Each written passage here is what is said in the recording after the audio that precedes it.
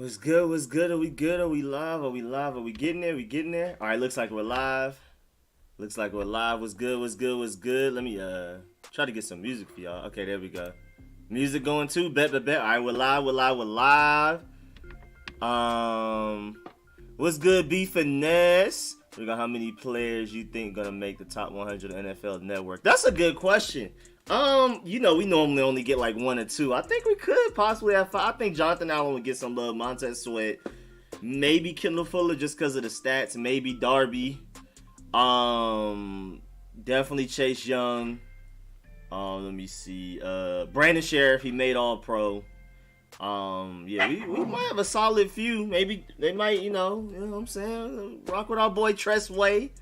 What's good, Justin? It's good, Jado. It's good, DeQuavius. What's going on? Why are people messages disappearing? What's going on? Let me see. What's going on? Let me see. We got Jado, DeQuavius, Hassan, W. Fig, Johnny Bo, Frederick Jordan, Jose, J. Terry, Michael Starkey, Eric Hill. What's good? What's good? He said Brody on the Bluff. Man, I haven't watched Snow on the Bluff in like years. That's one of the movies I should probably watch like once a year. And can y'all stop messing up the green screen and making too much noise? Is that hard to ask for? What's good, Cash Nash was popping. J-Mon was good. Michael Butler was good. Christian Miller. He said last. That's a new one. What's good, Roger Smith? Winner Nation. Jones. What's good, everybody? What's good, everybody? Rico is back. What's up? Colin Chris was good. Was good. Sergio was happening. Luck, Casper Hill was happening. My boy King Sean. Cruzon was good. The Giants won and get ready to get swept again. Okay, that's how you feel about it. That's how you feel about that. I like that. I like it. What do you think Kwon Alexander market value is? I think $3 million. Yeah, but he can't be asking for too much with the market going down, with the salary cap going down. Sadly, the players, suffer more than the owners do. I mean, it's just how it is. And then coming off of that severe injury, I don't think he's going to ask for too much, to be honest with you. Eagles are in total disarray. You help them boys over there. What's up, Rio? What's good, John Shaw? What's good, Michael W? We got Beast Mode 2.0, winner. Is Colin Alexander going to be able to play? Nah, I don't think he's going to play week one. I think that's another thing. I highly doubt he's going to be able to play week one. I think that severe injury he got, was that like the NFC Championship or something like that? I don't see him playing week one. I'm not gonna lie. I think that's a little bit too early for him. Giants being toxic on Twitter as usual. Kwon may be worth taking a shot. Hey, I'm down to do it, especially for cheap. Giants fans are the worst of the division. Tell me I'm wrong. I don't know. I've always heard as Cowboys fans, again, I don't really have friends in the division. So, like, the people I know personally that root for teams in our division. So, I don't have to deal with it. So, I don't know. And when I was in New York, I never had a problem. Like, I never had a problem in New York like I had being here in Atlanta with Falcons fans. So, I don't know. Giants fans don't seem that bad to me. I always heard it was Cowboys. And then, again, I'm never going to forgive Philly after winning the Super Bowl. And they went and rioted, breaking into people's convenience stores, stealing stuff, breaking stuff. So, they'll always be top 3 worst fan base for life after that. We should never allow them to win another Super Bowl just off of that, just period. NFC East is getting built, only Philly looking sad. Yeah, true. Isn't the nickelback the same thing as slot? Well, kinda, yeah. But slot is like specifically you're in the slot, you're guarding the slot receiver, you're in between the tight end and the outside receiver, closer to the tight end, things like that. Nickel, you can kind of be anywhere. You're just that extra guy, but technically, yeah. I mean, the nickelback is almost always gonna be a slot unless he does something else. Maybe he backs up and adds as an extra safety. I don't know. You know what I'm saying? What's good, Leon? Appreciate that. Love the show. Thank you. I finally fixed the sounds, y'all. We got the sounds back, y'all. I took time out of my day. It took like a couple of hours, but I got the sounds back. I even added a few more. What else we got? We got the yeah, we got a little something going on. Wait, that one doesn't have... I thought I attached one to that. Okay, never mind. Don't have one for that. Yeah, this one's obvious. Had to do the over 9,000 one. That just makes too much sense. Oh yeah, Patrick, we got this. Got that. I thought I was supposed to add something else to that. It's not supposed to just be Leroy Jenkins. It's supposed to be a crowd cheering, but whatever. We got this. We got the Crickets. Where we at? I don't have anything for this yet. I haven't even thought of anything for that. Of course, we got this. Where we at? I added a sound for this. Why it didn't? I don't know why it's not. Some of these didn't work. I don't know. They didn't save. I did it and I tested them immediately and they worked, but I don't know. For some reason they don't exactly work right now. But it's an easy fix. I'm gonna update that a little later. That's something I'll do off stream. Something I'll definitely do off stream. Jones said, "Read." All I see is what's up. I don't see anything else in between that. And can you read my last comment? Not no way compared to Cowboys. Nice film breakdown on William Jackson. Appreciate that. Was good, Big Cruz. Was good. Oh, wait, hold on. Before I scroll back up, we have a donation from the Giants fan. My boy Cruz, man. Appreciate that, man. Eagles fans are the worst. I mean, again, like, as a person from the outside looking in who doesn't really have any friends or, like, that are fans of NFC East teams, from the outside looking in, it looks like Philly is the worst just off of that Super Bowl. But I always hear about Cowboys fans being the worst. Like, they have a lot of the most bandwagon, not even really knowing football type of fans. And then, like, all of the guys on TV, like Skip Bayless and Will Kane and all of them are just, like, the most disagreeable people up there. So yeah, like, I know the Cowboys have a bad stigma too, but again, I don't really experience it. I have one friend in the NFC East. He's a Cowboys fan, but he talks just as much trash as my other friends, as my Steelers, Colts, 49ers, Rams, Bears, Patriots. Like, so it's nothing worse than that. Like, I don't have like one that just significantly stands out. Like, he's pretty chill. He's actually more like, sensible than my friends that are fans of those other teams I just listed. Oh yeah, and a bunch of Falcons fans. So yeah, I don't have this personal beef with NFC East fans. I have beef with the teams because we play them twice a year, but beyond that, like, I don't have anybody I know in real life that are NFC East fans that I just can't wait to talk trash to every day type of thing. Because actually, like, some of my friends of the fans of the other teams, I hate their teams more just off of how much trash they talk. They talk more trash than my Cowboys fan friends. So wait, what's good? One Skinner, what's good? We got a channel member in the building. Eagles fans are the worst in the division with the 19th pick. What's good, TJ? I'm team trade up. I'm team do whatever it takes to get up there. But if not, linebacker makes a lot of sense in the first round to me. I mean, it's going to be best player available. It doesn't matter what it is. It doesn't matter what position it is. Linebacker, receiver, even though we don't need receiver a lot right now. Just off of, like, we're just going to go best player available if we stay at 19, period. Because we don't really have that many holes. That's the good thing about getting all your holes filled in free agency. That's why the Patriots did what they did, so that they can go into this draft going best player available rather than taking two sorry tight ends because they had to just try to fill a need in that previous draft. You saw how they went after Jonnu Smith and Hunter Henry. That way they can recover from signing drafting those two sorry tight ends back to back. I think it was in like the middle rounds too. So I think we're going to do the same thing. I think we're just going strictly off of our big board and best player available, especially if we don't trade up in the draft. Because we don't have any, like, huge hole. I mean, we would love a linebacker, but like I said, at the end of the day, we only throw two out there any given play most of the time. And Cole Holcomb is only going to get better. John Bostic is alright, but he's not, like, terrible. And then Landon Collins is also going to be in the mix down there. So, and then Khaleke Hudson is a rising. I think he's going to be really good. I feel like there's a reason we drafted him before Cameron Curl. Now, nobody knew Cameron Curl would be this good, but you know what I'm saying. So yeah, I think, like, at the end of the day, I would like to go linebacker first round if we don't trade up for quarterback, but, like, it's not an emergency. Same thing with tight end too. We can just get somebody to come in. Last year, Jeremy Sprinkle was our second best tight end, and it didn't look like that really stopped us from doing much anyway, even though Scott Turner does prefer a two tight end system.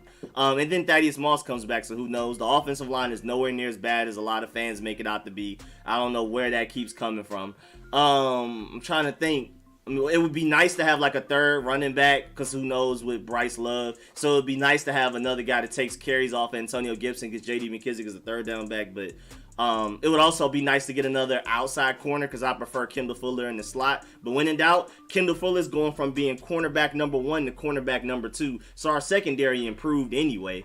And then, of course, I would love a free safety. But at the end of the day, Jeremy Reeves and Deshazor Everett can hold it down. But I would prefer to definitely get a say. I think safety and linebacker are definitely the two. Like, can we please make sure we at least address that relatively early in the draft, and then everything else should be best player available. Period. Again, that's why you go and fill all of these holes in free agency. Kwon trade would put us over the Giants for free agency again. We're still over the Giants in free agency. In my opinion, I think we're still over the Giants even before Kwon Alexander and Trey Boston. I think we still, like, killed it. I mean, for me, it's whether or not Adoree Jackson and Kenny Golladay can stay healthy. Because I think Adoree Jackson's an even better corner than Golladay as a receiver. I love Golladay, but, I mean, I loved Adoree Jackson coming out of USC. I thought he would be like an electric returner and you know, really talented corner. Kind of almost like a Tyrann Mathieu, but more corner than safety. But he hasn't been able to stay healthy. So, like, it depends. We'll look back maybe a year from now and Kenny Golladay and Adoree Jackson stayed healthy. But, like, the guys we got, we know what they're going to give. We know William Jackson's going to play 16 games a season. We know Curtis Samuel's going to play 16 games a season. We know they're all great. Adam Humphreys, you know, injury prone as well. But, you know, that's just a nice little impact player that we don't need much out of him immediately. It would be nice if he could be our starting slot and returner. But at the end of the day, we're not expecting as much out of him as the Giants are expecting out of Adoree Jackson and Kenny Golladay. And then Leonard Williams, I mean, I like him, and I wanted him in the draft where we took Brandon Sheriff. I remember that day. I was sick. I was like, bro, Leonard Williams is right there. Why are we taking Brandon Sheriff? Looking back, I'm happy we made that thing. And I just think that's too much money for Leonard Williams.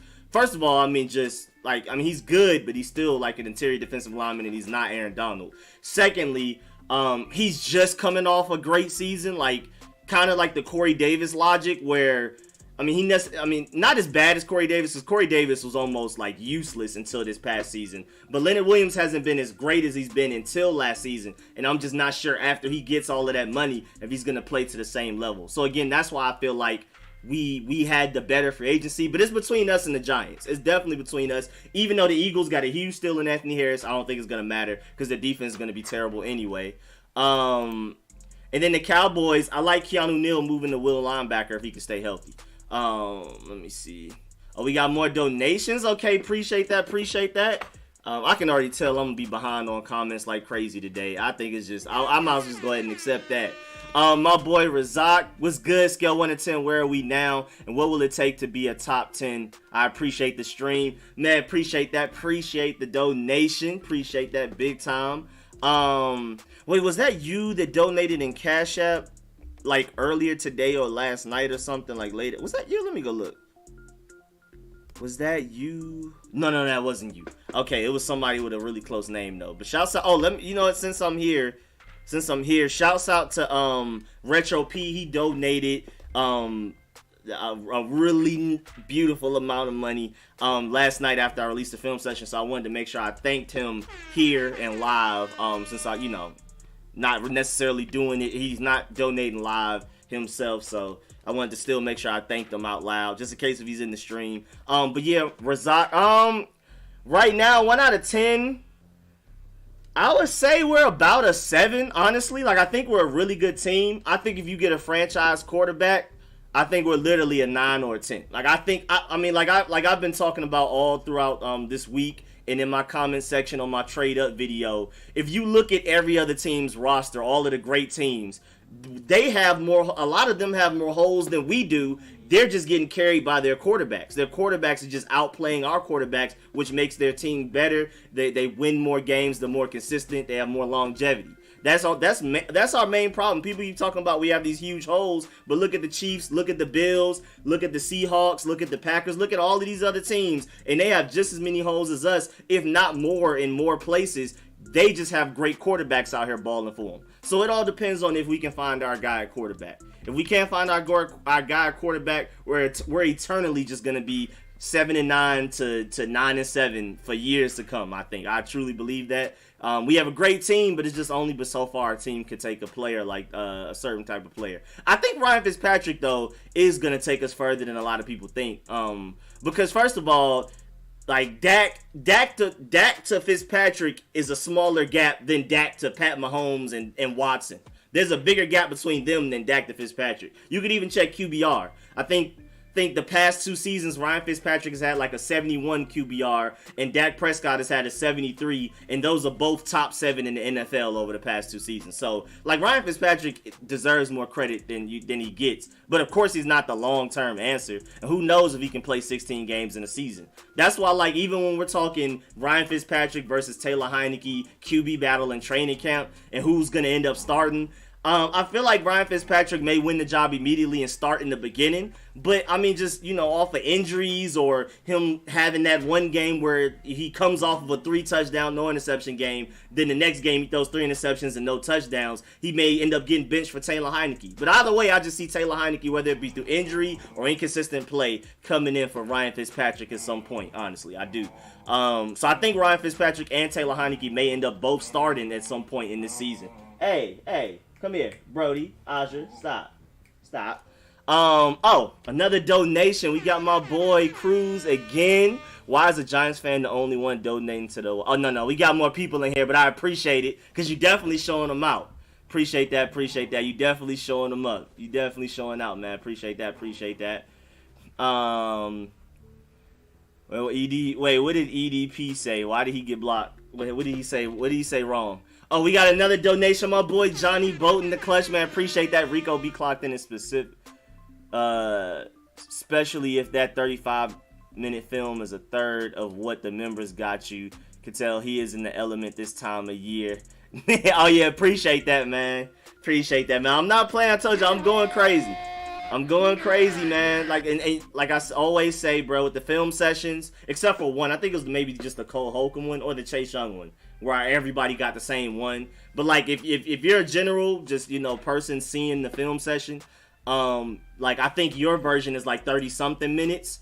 But the channel member one is almost 50 minutes, and that's still like double the plays we talk about, because each play that we break down is only like 1 to 2 minutes. But of course, like half of it, like half of the 30 minutes, 15 is me talking about everything else. So I include that in the general public, and I include that in the channel members only one. But the channel members only one has double the plays, even though it's not double the time, if you see what I'm saying. Because again, each play is only like 1 to 2 minutes. A bulk of the time is me just talking about other stuff like stats and in conclusion type of thing and summaries and things like that. So that's what takes up the bulk of the time. So channel members literally get double the film session. But yeah, man, appreciate that, Johnny Bo. I see you, Wanell, first time follower, great to be aboard, man. Appreciate you pulling up, man. I'm gonna give you the Carlton dance for that. Man, I'm skipping around. I'm everywhere in the comment section. I know I'm behind. Rico, your opinion on Trayvon Moehrig? I like him. Again, how I feel, like I talked about in my that was my trade up scenario where I talked about my boy Javon Holland. I think it was in the comment section, somebody said they like Trayvon Moehrig better. And my point is, like, I think Trayvon Moehrig is a better overall safety. Like, if we're looking at Madden and you have like a and you're looking at overalls, I think Trayvon Moehrig will have a higher overall, because I think he's a better strong safety than Javon Holland, but he also can play free safety. Like, I feel like he's a better dual threat type of safety where he can play both. But I feel like for what we need, since we already have Cameron Curl and Landon Collins, I feel like we need a more pure free safety. And I feel like And I feel like Javon Holland is the best just pure free safety in the draft. And we're just talking about just purely being a free safety, rangy, high, the center fielder, single high on your own on the back end, holding it down. Brody Cage. Then Javon Holland's your guy, and I feel like he just fits what we need the best. But again, I think Trayvon is a better overall safety. If we didn't have Cameron Curl, I would prefer Trayvon so that he could play both free safety and strong safety. But since we already have Cameron Curl and Landon Collins, I feel like we just need basically a Trey Boston, but with more potential. I feel like Javon Holland comes in and gives you more than what Trey Boston would bring you if came in and did the same thing. I'm really trying to get J.C. Horn. I love J.C. Horn since he locked up Buddy from Auburn, bro. That was the game that put me on. I think was that October, I think. Ever since then, I've loved J.C. Horn. Say you're a pure safety. We have Gibson. Why would we get... we got a donation. My boy Wanell. Hold on. We starting to get up to the $10 range. Ooh, I pressed the wrong button. We got my boy Wanell. Hey, man, y'all going crazy, man. I really appreciate it. The stream is going really crazy right now. Really appreciate it. Appreciate the donation, Juan. Now didn't even have anything to say, just number one fan, man. I appreciate that.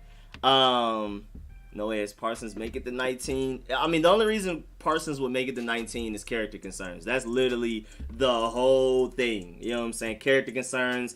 I think, and it's possible. It's kind of like with Darius Geis. Remember, like Darius, like honestly, think about it. Darius Geis, before the draft, there were character concerns, but nobody had any idea it would be this bad. They just thought it was immaturity. They thought he was childish. It's pretty much the same thing with Micah Parsons. And Darius Geis was estimated to literally be the best running back only behind Saquon Barkley. And even some guys, I forgot who it was. I think it was John Ledger and maybe a couple other people like Darius Geis more than they like Saquon Barkley because they felt Darius Geis was more NFL ready and Saquon Barkley spent too much time dancing in the backfield. So like Darius Geis was considered like a top 10 prospect in that draft and he made it to the second round. So you never know if people, especially looking at Darius Geis' situation, then look at Micah Parsons like, I don't know, man. Like, there's probably a few teams out there that don't even have Micah Parsons on their big board at all. Like, he could fall to them at pick 32nd overall, and they just don't even have him on their big board because they don't even want to deal with the character concerns. So it's possible. It's definitely possible. Oh, my boy Carl Mitchell was not playing. That boy Carl Mitchell was not playing, man. Appreciate that, man. Big time donation. Appreciate that very much. Appreciate that very much.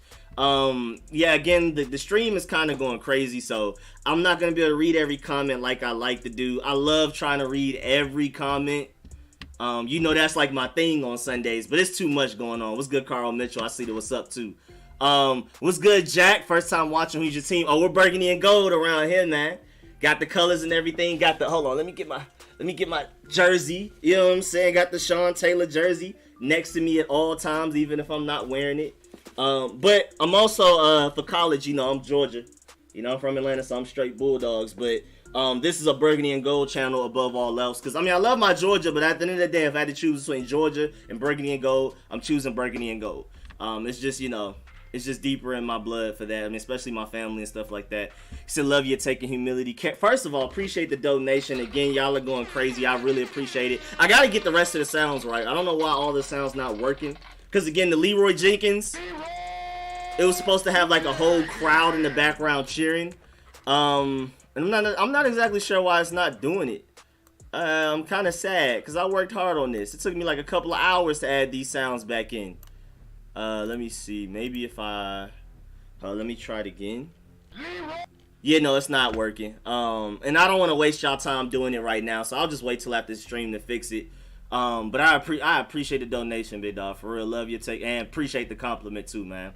Where we at? Com said Geis was a Snyder pick. I mean, who's surprised? First of all, appreciate the donation. My boy Alexander pulling back up.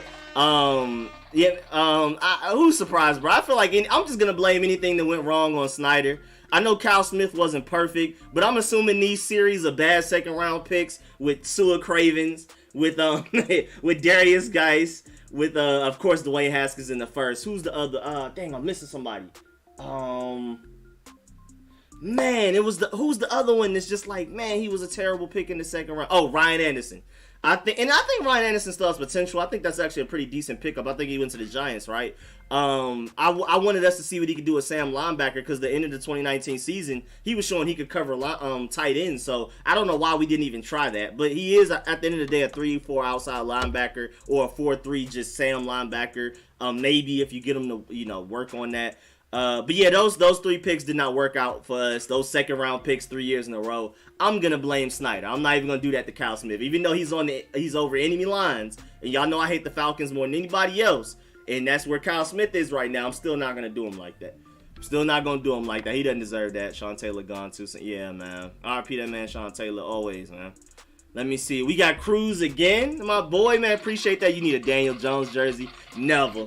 I wouldn't suggest y'all buy one because I don't know how long he's going to stick around. Even though I'm glad he's sticking around as long as possible. As a burgundy and gold fan, I hope y'all keep him for the next 10 years. I was scared y'all were going to try to get a quarterback this draft. And I would definitely prefer to deal with Daniel Jones, probably even over Mac Jones. As much as I make fun of Mac Jones, I think he has a certain floor. But the reason I don't like him is because he also has a certain ceiling. Daniel Jones has potential, But I don't really see him reaching it, to be completely honest. But who knows? I mean, he beat us twice a year. Granted, it's because Kyle Allen sold, so I'm expecting completely different results this next year. Because like it was like the rest of the other 52 people on our roster were better, but Kyle Allen was just a fold. So I'm expecting us to at least win one game this next season. Definitely not get swept. I think we may sweep the Giants, honestly. But we'll see. Again, it depends on how good Adoree Jackson and Kenny Golladay are. Because you pretty much know what you're getting out of our team. I think the Giants are the biggest wild card. I think the Cowboys are hurt. First of all, Dak's getting too much money. Who knows if Dak is going to be 100% coming back from a leg injury like that. And Dan Quinn doesn't magically make their defense better. Because Dan Quinn made the Legion of Boom, but you saw even before he became the head coach for the Falcons that the Seahawks defense was starting to decline once they started losing talent. Then he went to the Falcons, defensive-minded head coach, bad defense the whole time he was there. I don't think he's just going to magically make 72 overalls become 85 overalls overnight or over the course of the season. They're going to have to get talent. I know Dan Quinn is a pretty nice defensive coordinator, but they need talent. They're not just gonna this next season be not one of the worst NFL defenses in NFL history. So I definitely think it's between us and the Giants. Honestly, who has biggest year this year and why? First of all, appreciate the donation, my boy Travis, man. Big appreciate that. Let me throw on some Fitzpatrick film. We've been looking at William Jackson this whole time. Let's throw some Ryan Fitzpatrick up there so we can watch our 2021 quarterback. Who has the biggest year and why? I would say, is it between those five? Or I'm going to break it up offense and defense. If I had to say offense, I'm going to go with, honestly, I think I'm going to go with Antonio Gibson. Because Terry McLaurin is, I don't know though, because Ryan Fitzpatrick loves to throw it up. And I think Terry McLaurin is easily going to hit 1,000 yards. He may reach like 13, 14, maybe even 1,500. We've seen, I got to go find the stats. Ryan Fitzpatrick's number one receivers for the past like 8 years or something. Oh, even if they're not good, even if they're nowhere near as good as Terry McLaurin, get a certain amount of targets. So I think Terry McLaurin will end up having a great. But I don't know. I just see all of these pass catching options. Ryan Fitzpatrick, J.D. McKissic, everybody out there like splitting up targets in the passing game. I think Antonio Gibson is really going to emerge in the run game. And I think our passing game being so deadly is going to take players out of the box and allow Antonio Gibson to run the ball easier than he could last year. So I definitely see Antonio Gibson having a big year. If I had to bet between Gibson and McLaurin, I may go with Gibson because I think even though the stats show the past 8 years, the number one receiver for Ryan Fitzpatrick is always just going to get all kinds of targets. I think Antonio Gibson is just going to eat. I mean, they complement each other. The pass game helps the run game. Running game helps the pass game. And then I think Chase Young is going to have a better season than Montez Sweat. Because, I mean, there's the logic like Montez Sweat should eat because everybody's going to double team Chase Young. But teams see how good Montez Sweat is too, so now they're double teaming both of them, and it's kind of back and forth. Like Chase Young does not get double teamed much more than Montez Sweat, maybe a little more, but it's not this dramatic difference that a lot of us thought it would be. Because I thought going into the season, Chase Young was going to get double teamed all the time. Montez Sweat would be one-on-one all of the time. But it was kind of split like maybe 60-40. And I feel like it may even become more even than that this next season. And I can see Chase Young just being talented. Even though Montez Sweat is from Atlanta, y'all know I'm a homer, but I'm always going to be objective. Chase Young is better than Montez Sweat. Montez Sweat is dangerously underrated. The fact that Chase Young had the most edge rusher votes in the Pro Bowl and Montez Sweat didn't even make it makes no sense. He should have been right behind him with second, at the very least fourth. So he's ridiculously underrated. But I still, like, if I had to pick between one or the other, I'm taking Chase Young. He said ban on Lil Nas. Oh, yeah, I said it was something late in my phone. What's good, Argo? I'm still behind. I'm trying to catch up, man. What's good? What's good, everybody? What's good, everybody? Cam Sims, F1 McLaurin, Samuel gonna light it up. I think Adam Humphrey is gonna have a pretty prominent role. A lot of people think he's just coming to be a camp body and just a backup, a depth piece. But I think if he stays healthy, he's our starting slot. Now, granted, Curtis Samuel is very versatile. He can play in the slot, outside, out of backfield, and things like that. But I think as just a dependable guy that's always gonna be in the slot, at least really close to the line of scrimmage or whatever. I think Adam Humphries will be that guy. And I think Adam Humphries will put up decent stats because Terry McLaurin is going to command double teams. Even with Curtis Samuel, Adam Humphries, even if Kelvin Harmon emerges, even if Cam Sims becomes consistent, I think Terry McLaurin is still going to have his moments where he gets double teamed. Then you're going to have a headache worrying about Curtis Samuel, J.D. McKissic, and Antonio Gibson also in the passing game. I think Adam Humphries underneath. I mean, I just don't really. Adam Humphries healthy. There's not too many corners out here that can cover him one-on-one. And on top of that, Ryan Fitzpatrick, that's the only receiver that he has chemistry with on his team currently. So at the very least, if Adam Humphries is healthy in training camp and in off-season workouts, that's going to be Ryan Fitzpatrick's favorite target to start out. And I'm pretty sure Terry McLaurin and Curtis Samuel are going to emerge as wide receiver 1 and 2, obviously, even if Adam Humphries is fully healthy. But that little spark in the beginning of Adam Humphries pretty much being the dependable guy for Ryan Fitzpatrick, especially since he's technically going to be in a QB battle with Taylor Heinicke. And when in doubt, you're going to go with the guy that you have the best chemistry with if you're just trying to prove a point, if you're trying to beat out another guy. I think Adam Humphries will emerge a decent role in the off rip. And then he'll keep somewhat of a role going forward. I don't think he's just going to be some depth guy. Of course, we hope like Cam Sims, Kelvin Harmon, Isaiah Wright, Antonio Gandy Golden, all of these guys, emerge and take over Adam Humphries' spot. But at the end of the day, right now, Adam Humphries is our third most, when healthy, is our third most dependable receiver. I wouldn't say the best, but he's definitely one of our best one-on-one separators and route runners. And I love how tough he is. He's the complete opposite of Trey Quinn. Remember with Trey Quinn, he had all of this talent and potential. We thought he would be that guy in the slot. I mean, he was a great route runner, but when we threw him a pass over the middle, he was scared. He was scared to get hit, so he would just drop passes, trying to hurry up and turn around and brace for impact. Adam Humphries is not like that at all. He's trying to run over DBs and linebackers. He's catching it and trying to gain extra few yards. He's not even one of those guys that catches it and falls. You know how receivers do that to protect their body, which is smart sometimes to do, but Adam Humphries just doesn't have that bone in his body. He's catching the ball over the middle, incoming linebacker, and he's ready to go shoulder to shoulder with him. So I think he's going to be a very dependable, again, if healthy. Got to keep emphasizing that. If healthy, he's going to be a very dependable target for Ryan Fitzpatrick. Ryan Fitzpatrick is going to love him.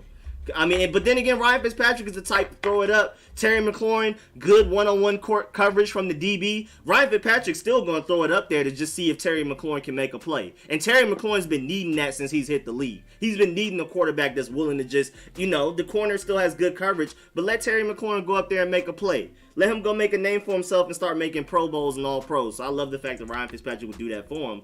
Again, Adam Humphries is that, when in doubt, everything else is clogged up. Adam Humphries is usually going to be open underneath. Again, if healthy. Ryan Fitzpatrick is easily the best quarterback he's better than anybody we threw out there last year. Again, it's hard with Taylor Heinicke because it was only 5 quarters. And Taylor Heinicke was great for those 5 quarters. But he also, he hurt his shoulder, so it's a little, and I hope that's not foreshadowing. I hope he doesn't consistently keep getting hurt in the future. Who knows? Maybe he's, like he said in the interview, he kept putting his body on the line and risked getting hurt and ended up getting hurt because he's just doing whatever he could to get a spot to get that contract that he finally just achieved. And now that he finally has made it to the NFL officially and has like a real spot and a real chance to start for a team, he said he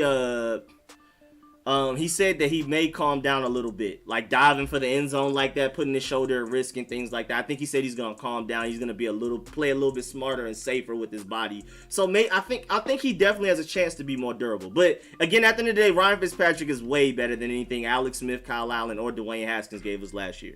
Period. I hate the passive, hope our defense wins us the game football. And then Alex Smith, I'm not trying to get on him, but people keep hyping up Alex Smith, but he's known as this protector of the football. He had more interceptions than touchdowns last year. So what did he really bring besides leadership and locker room and motivation? Those are things that people around the league say Ryan Fitzpatrick also brings. Mike Gesicki says Ryan Fitzpatrick is his favorite guy that he's ever played for. Then that started a whole bunch of, is Washington trading for Mike Gesicki rumors and stuff like that. But yeah, a lot of people, I've seen analysts, I've seen players around the league say Ryan Fitzpatrick gives you the same intangibles and locker room leadership and all of that as a Alex Smith. And then he gives you this. Look at this play. What is that? Come on now. Then he gives you that on top of that. That man just heaved it up there. And I like the memes where it was like F it, Terry up there somewhere, and it's just the picture of him getting his face mask pulled and he just launching it. Appreciate the donation, my boy Kerry. Appreciate that again. Appreciate that. Gotta give you the Carlton. Draft Javon Collins, another linebacker, pairs forward, Tommy Tremble, first 4 picks in the draft, build a squad and attract A-Rod, 2022 defense. Now, we were talking about that on my gaming channel last night, actually. Is there a chance that we could try to get A-Rod next season? Because if you can go into the future and tell me that we're getting A-Rod next year, like it's guaranteed he's coming here, and arguably we do present a good option for him. That's worthy of a video, breaking down his options in free agency. Hey, Brody, I know him and the Packers just have a really stale relationship, and if they don't draft receiver or draft offensive lineman in the first round again, I think it's pretty much wraps for Aaron Rodgers in Green Bay. And I think we are at least top 3 attractive destinations for an Aaron Rodgers receiving core, top 2 defense. Offensive line is emerging, very underrated, dangerously underrated, even amongst our fan base.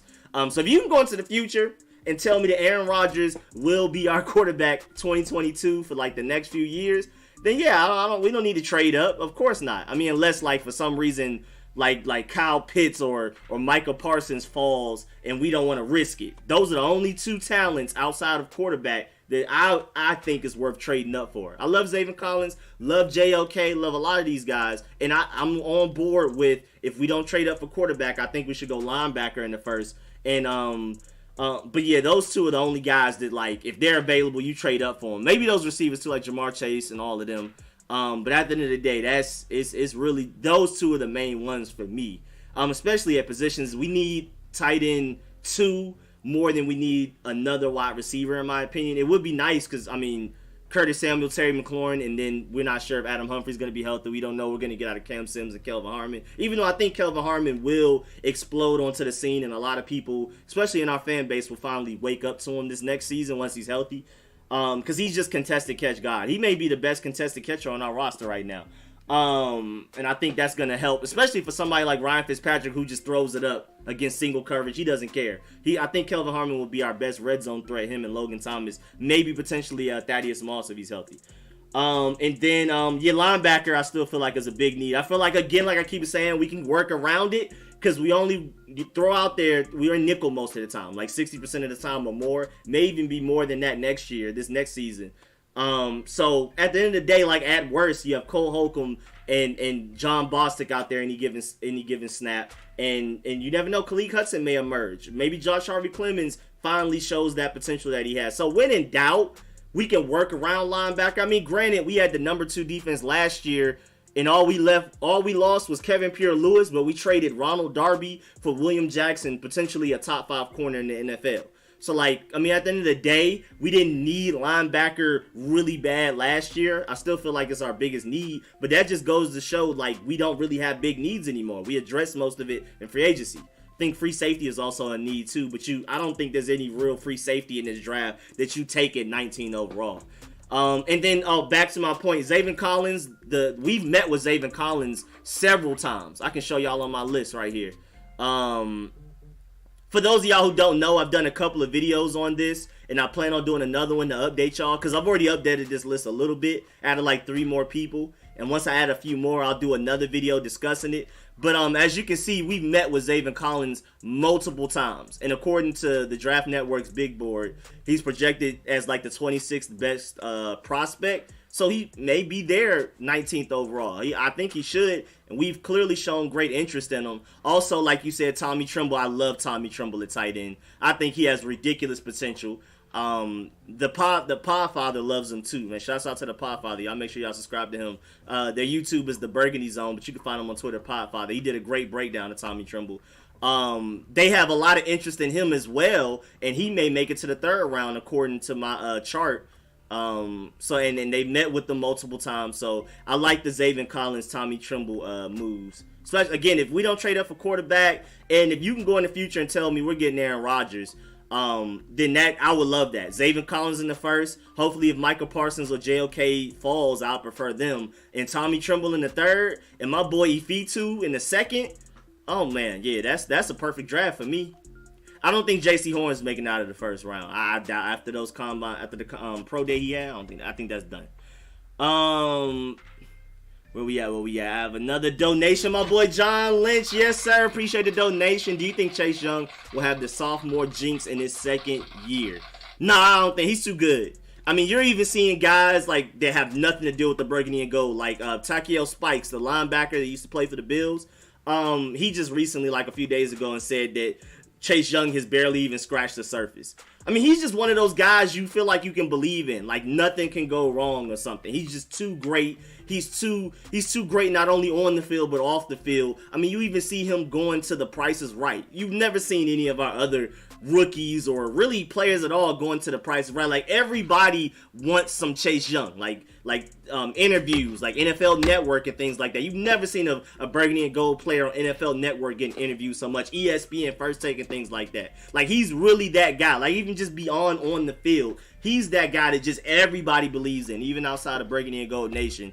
I just can't. If there was anybody I had to bet money on that wouldn't, fold next year, I think it's Chase Young.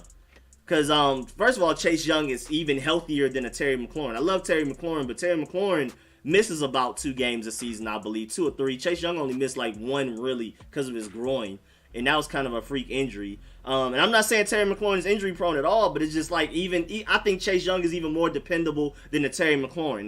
That's how high I am on Chase Young. Chase Young is the one that it just seems like it makes sense. He's just one of them it's meant to be type of people. Again, everybody's gravitating towards him. The people outside of burgundy and gold, getting prices right, television, everybody just loves Chase Young.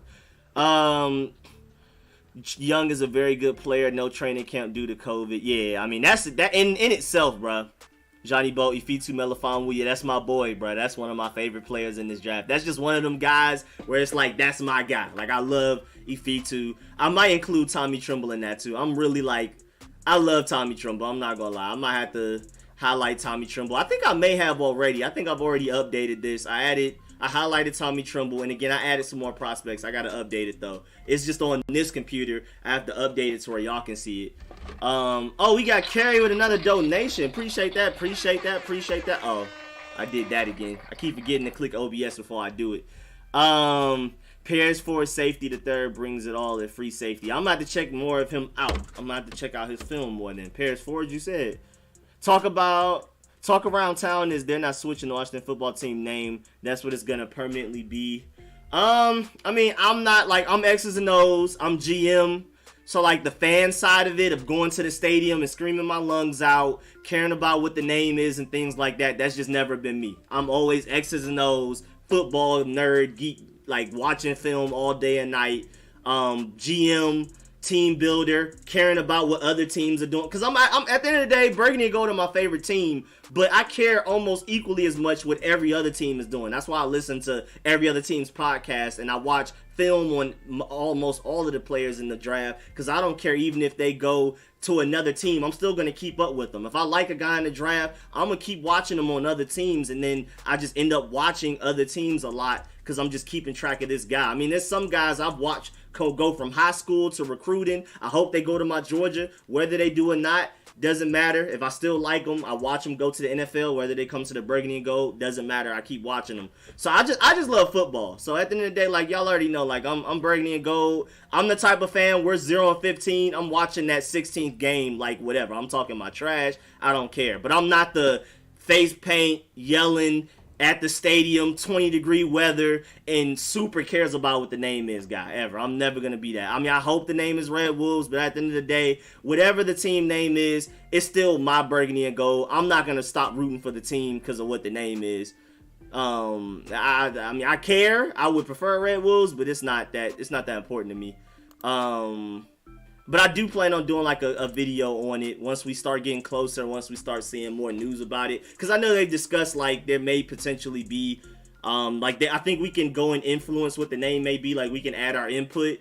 But like until we get like some real concrete news, like this is what they're leaning towards. Here are some jersey concepts that they release, not just like us. Then I'll probably do a video on it. Or if I can get like I did last year, if I can get enough concepts just from, you know, general fans like us and stuff like that, and can put it together into like a 20-minute video, then I'm down to do it. Because right now I've only seen like 3 or 4 new ones. If I can get like 20, I'll just do a video on that. Let me see. Hey bro, love chatting football. Not even a Washington football fan, but I love what you do, man. Appreciate that, Jack. Appreciate that. Again, I love football, so like I'm straight football. Like a lot of people like basketball, hockey, baseball, so all of these other things. I mean, it's cool, but I'm just straight football, period. Like I'm like I keep saying, I'm like 80% football, maybe 15% basketball, and then 5% everything else, maybe with soccer taking up 3 or 4% of that. I don't really, baseball, hockey, really, I don't really. And then like I love football so much, again, I prefer to watch the Lions versus the Browns than the Lakers versus the Clippers. I'm just straight football. I care about what other teams are doing, so I just love football. Where we at, Kerry? Where we at? Already. Oh, that's another donation. My boy Kerry going stupid again. Oh man, my boy Kerry going stupid, man. Appreciate that. Dustin Crum QB late draft and groom film stuff. Oh, I'm about to peep him because I don't even know who that is. I don't know. It sounds like that's your cousin. It sounds like you just pulled that one up out of nowhere. I don't know nothing about that one. I ain't heard nothing thing about him. Celebrity on was good. Preston was good. Channel member, my boy. I'm trying to make sure I pay attention to channel members and donations, super chats first, and then I'm trying to read everybody else. Y'all know how I am. For those of y'all who've been here for forever, y'all know I want to reply to every comment, but I'm getting backed up right now. It's so many, so it's kind of making me sad that I can't answer every comment, because y'all know that's like my thing. But I'm trying to, prioritize the super chat and members, and then I'm gonna get to everybody else. Chase is definitely not taking a discount come contract time. He may be the best edge in the league. I agree. We're gonna have to pay him big money, but this new TV deal, I think we should be straight. That's why the Cowboys don't regret giving Dak all of that money, because it's gonna look like he's almost getting paid pennies within 2 years, I believe. Dustin Crum is a D2 QB. Oh yeah, I don't know who that is. Dual mock. I've already done 3. I already did the early realistic scenario based off of the Draft Network's draft simulator. Then I did the trade back scenario. Then I just did the trade up scenario mocks. I've done 3 so far. Now the 4th one will be my dream case scenario. If I can just get everybody I want. Of course, it's not gonna be like ridiculously unrealistic, like Micah Parsons in the 7th, like Jabril Cox in the 4th. Like there has to be a certain range, but it's one of those like if everything falls perfectly into place, that's my dream case scenario. It's gonna be the least realistic, but it's not gonna be unrealistic, is what I'm trying to say. And then the 5th and final one is gonna be the most realistic, so it's gonna be day and night. It's going to be the one that it's not even me pushing my agenda. It's not who I want. It's going to be based purely off of this list I've been keeping up with. Every time we meet with somebody, I update it. And y'all can go check out those videos. Already done 2 of them. You can just type in Washington 2021 prospect targets. It comes up. Yeah, the title's right here. And it's going to be based purely off of this. Who are they really interested in? Who can realistically fall in each rounds and things like that. So that's going to be my most realistic attempt to get as many right as possible, as many correct as possible. So stay tuned for that 5th and final one, because I really hope I can make a name for myself and get as many right as possible. Because that's the one I even try to get undrafted free agents involved. Like I'm going to try to include some of these guys. Like, hey, man, at the end, we may pick up 6 or 7 of these guys. So be on the lookout for that. So yeah, that 5th and final mock draft, definitely look out for that one. The 4th one, if you just want to know how I feel about the draft and who are my favorite players, of course, Trey Lance, Ifitu Melifonwu, Quinn Miners, Jabril Cox, all of these guys, then check that out too. I mean, I guess that's an early sneak peek on a lot of and Tommy Tremble, a lot of my favorite guys in the draft. But the realistic one is going to be just straight realistic. Of course, it's not going to be us trading up for a quarterback. It's more than likely going to be us staying at 19 and who falls to us and things like that. So, yeah, I haven't started on that yet, so I can't even really give you a preview of who I may take, but you never know. Micah Parsons may realistically fall. We'll see as we get closer to that time. We had Javon Holland. Yeah, again, like I said earlier, Javon Holland's the best pure free safety in the draft, and that's who I prefer. Again, I think Trayvon is the better overall safety because he can step up in the box, but I like Javon Holland better for what we need. First of all, he's a better free safety, and I think he's better in man coverage because he can also double up and go cover a wide receiver one-on-one if we need him to. And I feel like that's perfect for what we need since we already have Cameron Curl and Landon Collins. If we didn't have Cameron Curl and Landon Collins, I prefer Trayvon, but since we do, I prefer my boy Holland. Bateman from Minnesota. I do like him. Rashad Bateman is different. Darius Washington, TCU. I feel like I'm missing something. What am I missing? I saw something. Where should the team spend on? I think we should still go get Trey Boston, and I would love to bring in a Kwon Alexander for cheap. Do you think JLK will have to bulk up when he gets to the NFL? I'm not too worried about it. I would prefer. Once he hits the NFL, weight training program and gym and all of that, I think he'll naturally just do it. Because he has the frame of somebody that can get bigger. He's just not bigger. I appreciate that, Carl Mitchell. He said I'm with you on that. You talking about my why I love football rant? Agreed football. Thank you, Jack. What'd you think about Trev? Yeah, I talked about Trevon earlier, and I just talked about him again just now. Do you think JLK will have to bulk operate? Capitals game nearly blew a 4-goal against the Rangers yesterday. Nearly lost my mind.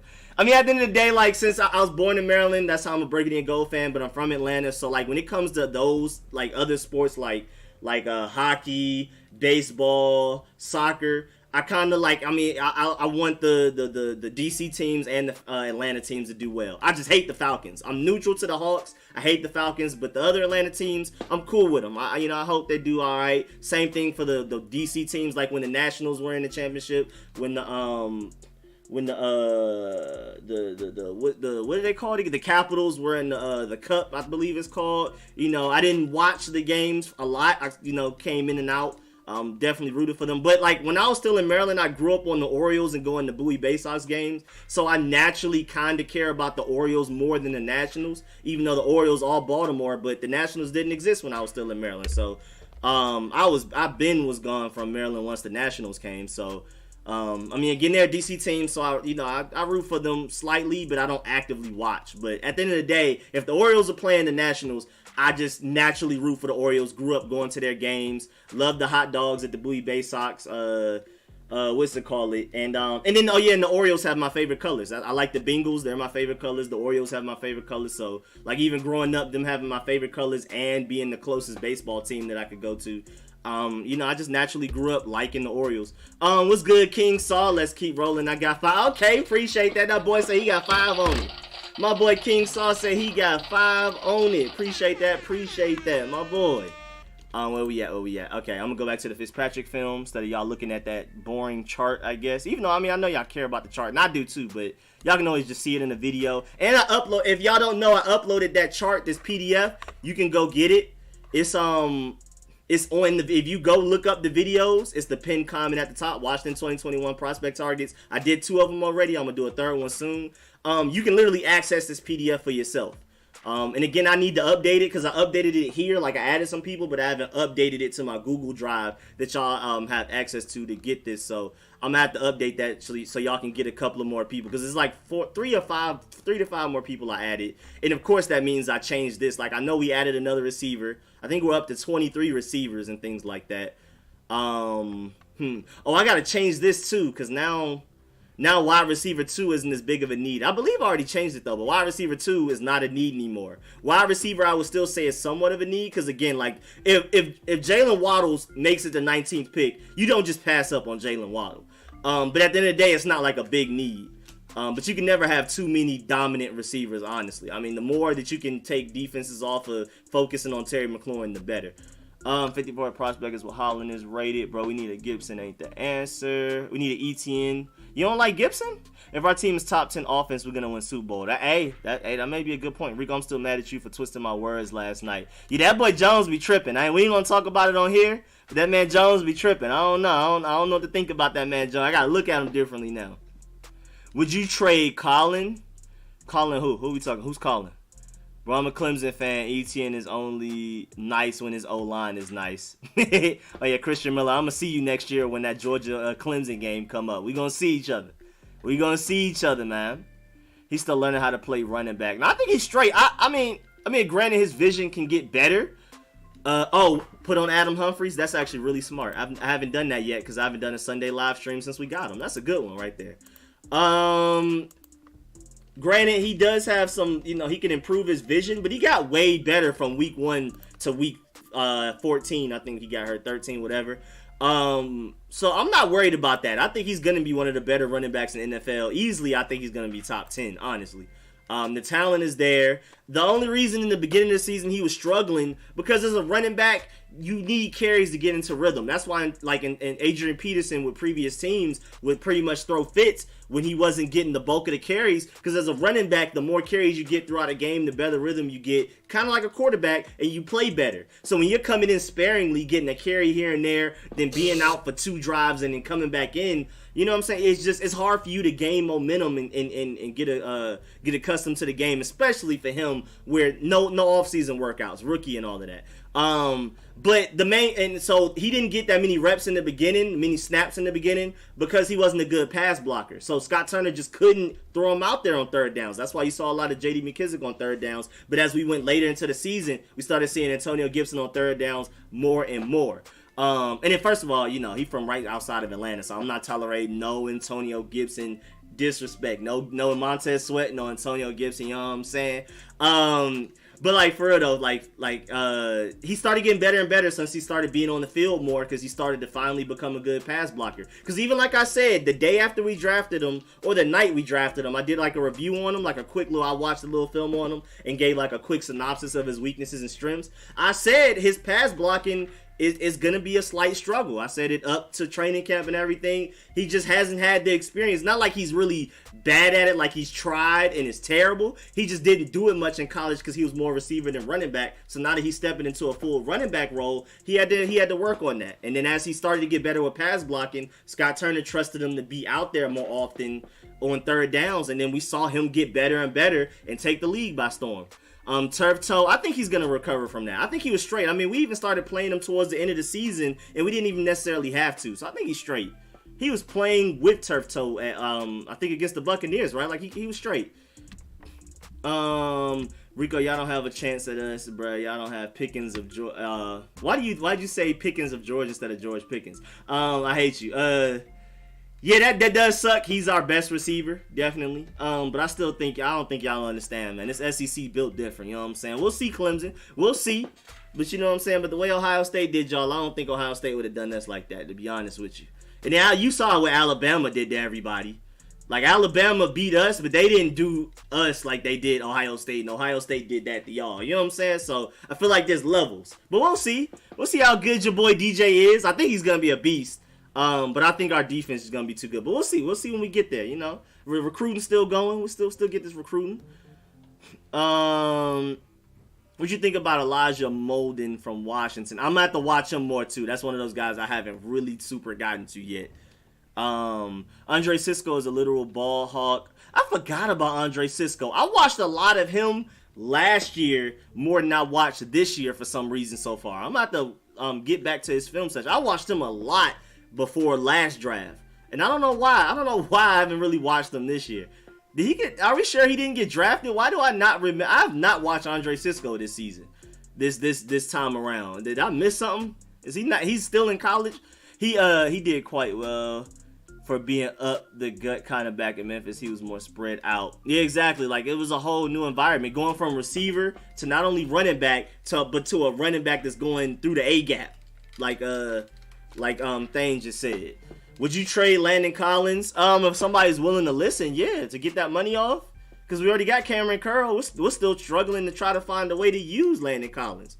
And then he's out here getting paid all this money. So yeah, if somebody's willing to take him, yeah.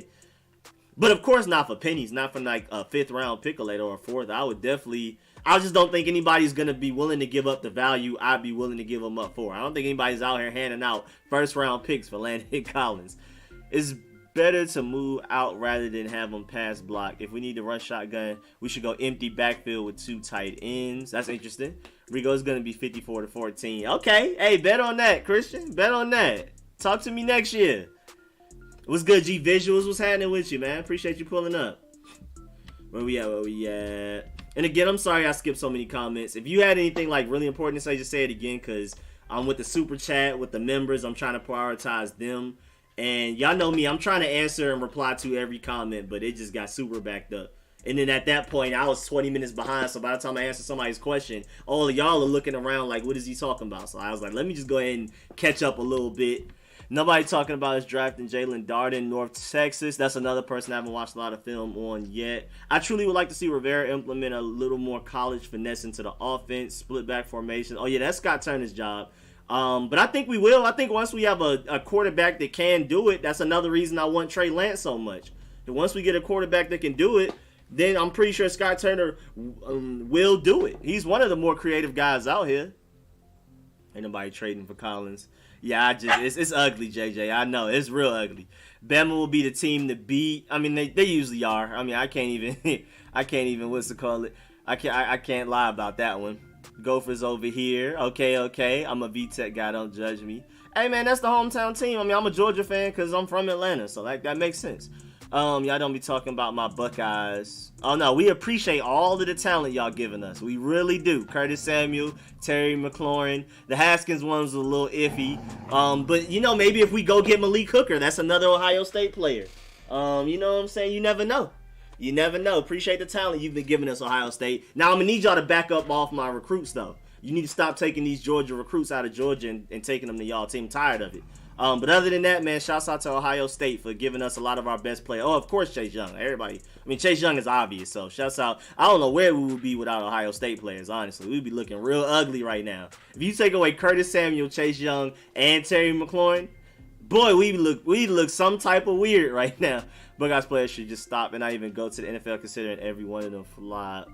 Wait, what? Where we at? The NFC East is wide open. I agree. Who would you pick in the 19th pick? Again, I'm team trade up for QB. But if it's the 19th pick, if Micah Parsons or JOK fall, those are the obvious picks. But again, if we're not trading up for quarterback, or unless some great talent like a Kyle Pitts, which he won't make it, or Jalen Waddle or Devontae Smith falls, Micah Parsons, JOK. If they don't, I'm going linebacker, like a Zavin Collins or something. If you go to Ohio, you're an automatic draft pick. After all these free agent signings, what do you think is the biggest need in this upcoming draft? I'm still linebacker-ish. Linebacker and free safety still. That's why I would hope we can go get a Trey Boston or Malik Hooker and then a Kwon Alexander at linebacker. And he won't be ready to play week 1, but he's a top 10 linebacker if he recovers from his injury. Clemson, the team to beat. Alabama lost a bunch of players. Everybody loses a bunch of players. Y'all just lost Trevor Lawrence. I mean, granted, you have DJ. But you even lost my boy Powell, who's like y'all third receiver. Like y'all lost your receivers, your running backs, you know what I'm saying? Everybody loses players in college. And if anything, Georgia's losing the least. We're gonna have to replace our corners, Eric Stokes and Tyson Campbell. I am gonna miss Azeez Ojulari. But our guys behind Azeez Ojulari are supposedly better. At least coming out of high school, we expected them to be better, 5 stars. And then again, we just got to figure out corner. We're gonna have to replace George Pickens because he got hurt. But I think we have less of a transition than Clemson does. Alabama always has a huge transition. They're just a factory. They lose about 15 starters every year to the draft. That's just what they do. So they're used to this already. I love the cornerback from Kentucky you had us take. Crazy potential. Yeah, I'm excited about him too, man. I like him, man. He's one of them guys we may have to wait 2 to 3 years, but I think he'll end up being really good. But granted, anyway, corners usually don't come out just automatically great year 1. That just doesn't happen often. Corner and quarterback are the hardest positions to transition from college to the NFL. It's just different. It's super different going from college to NFL when you're a quarterback and a corner, more than any other position in the NFL. What's it called? What is this? Who y'all tearing up this bed now too? Don't tear up this bed. I like this bed. Stop doing that. Marshawn Lattimore is a very rare. You saw with Jeffrey Okudah. I think it's still going to be a really good corner, but there's just an adjustment period. So at the end of the day, I think my boy from Kentucky may need some time, 3 years. But then at the end of the day, what corners don't? It's really rare for a corner just year 1 balling. Like Deion Sanders, Darrelle Revis, they just don't come along often. I mean, even William Jackson, who we just got. 2017 was his best season, but that was his second season. He wasn't great his rookie season. He showed talent, he showed potential, but it was 2017 when he finally was like, oh yeah, I could be the best corner in the NFL, and statistically he was, like I broke down him in the William Jackson film session I released last night. I mean, it's literally advanced statistics to back up the fact that he was literally the best corner in 2017. Would you draft a cornerback with the 19th pick? It would have to be J.C. Horn sliding. I don't think he would. But even then, I think I'm more worried about linebacker than corner. So I'd probably go linebacker still.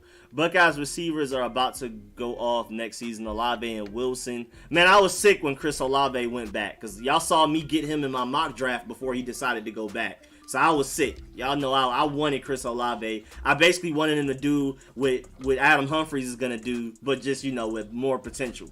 And, more durable. My Buckeyes are better than your Bulldogs, Rico. Just saying. Nah, I don't think so. I mean, if we're comparing how we both played against Alabama, we're better than y'all. I mean, granted, we couldn't play each other, but, if we're comparing how Georgia played against Alabama and how Ohio State played against Alabama, we're better than Ohio State. I mean, that's the only thing we have to go off of. What else? I mean, I guess because y'all made it to the championship, but again, y'all didn't play Alabama in the regular season like we had to. You know what I'm saying?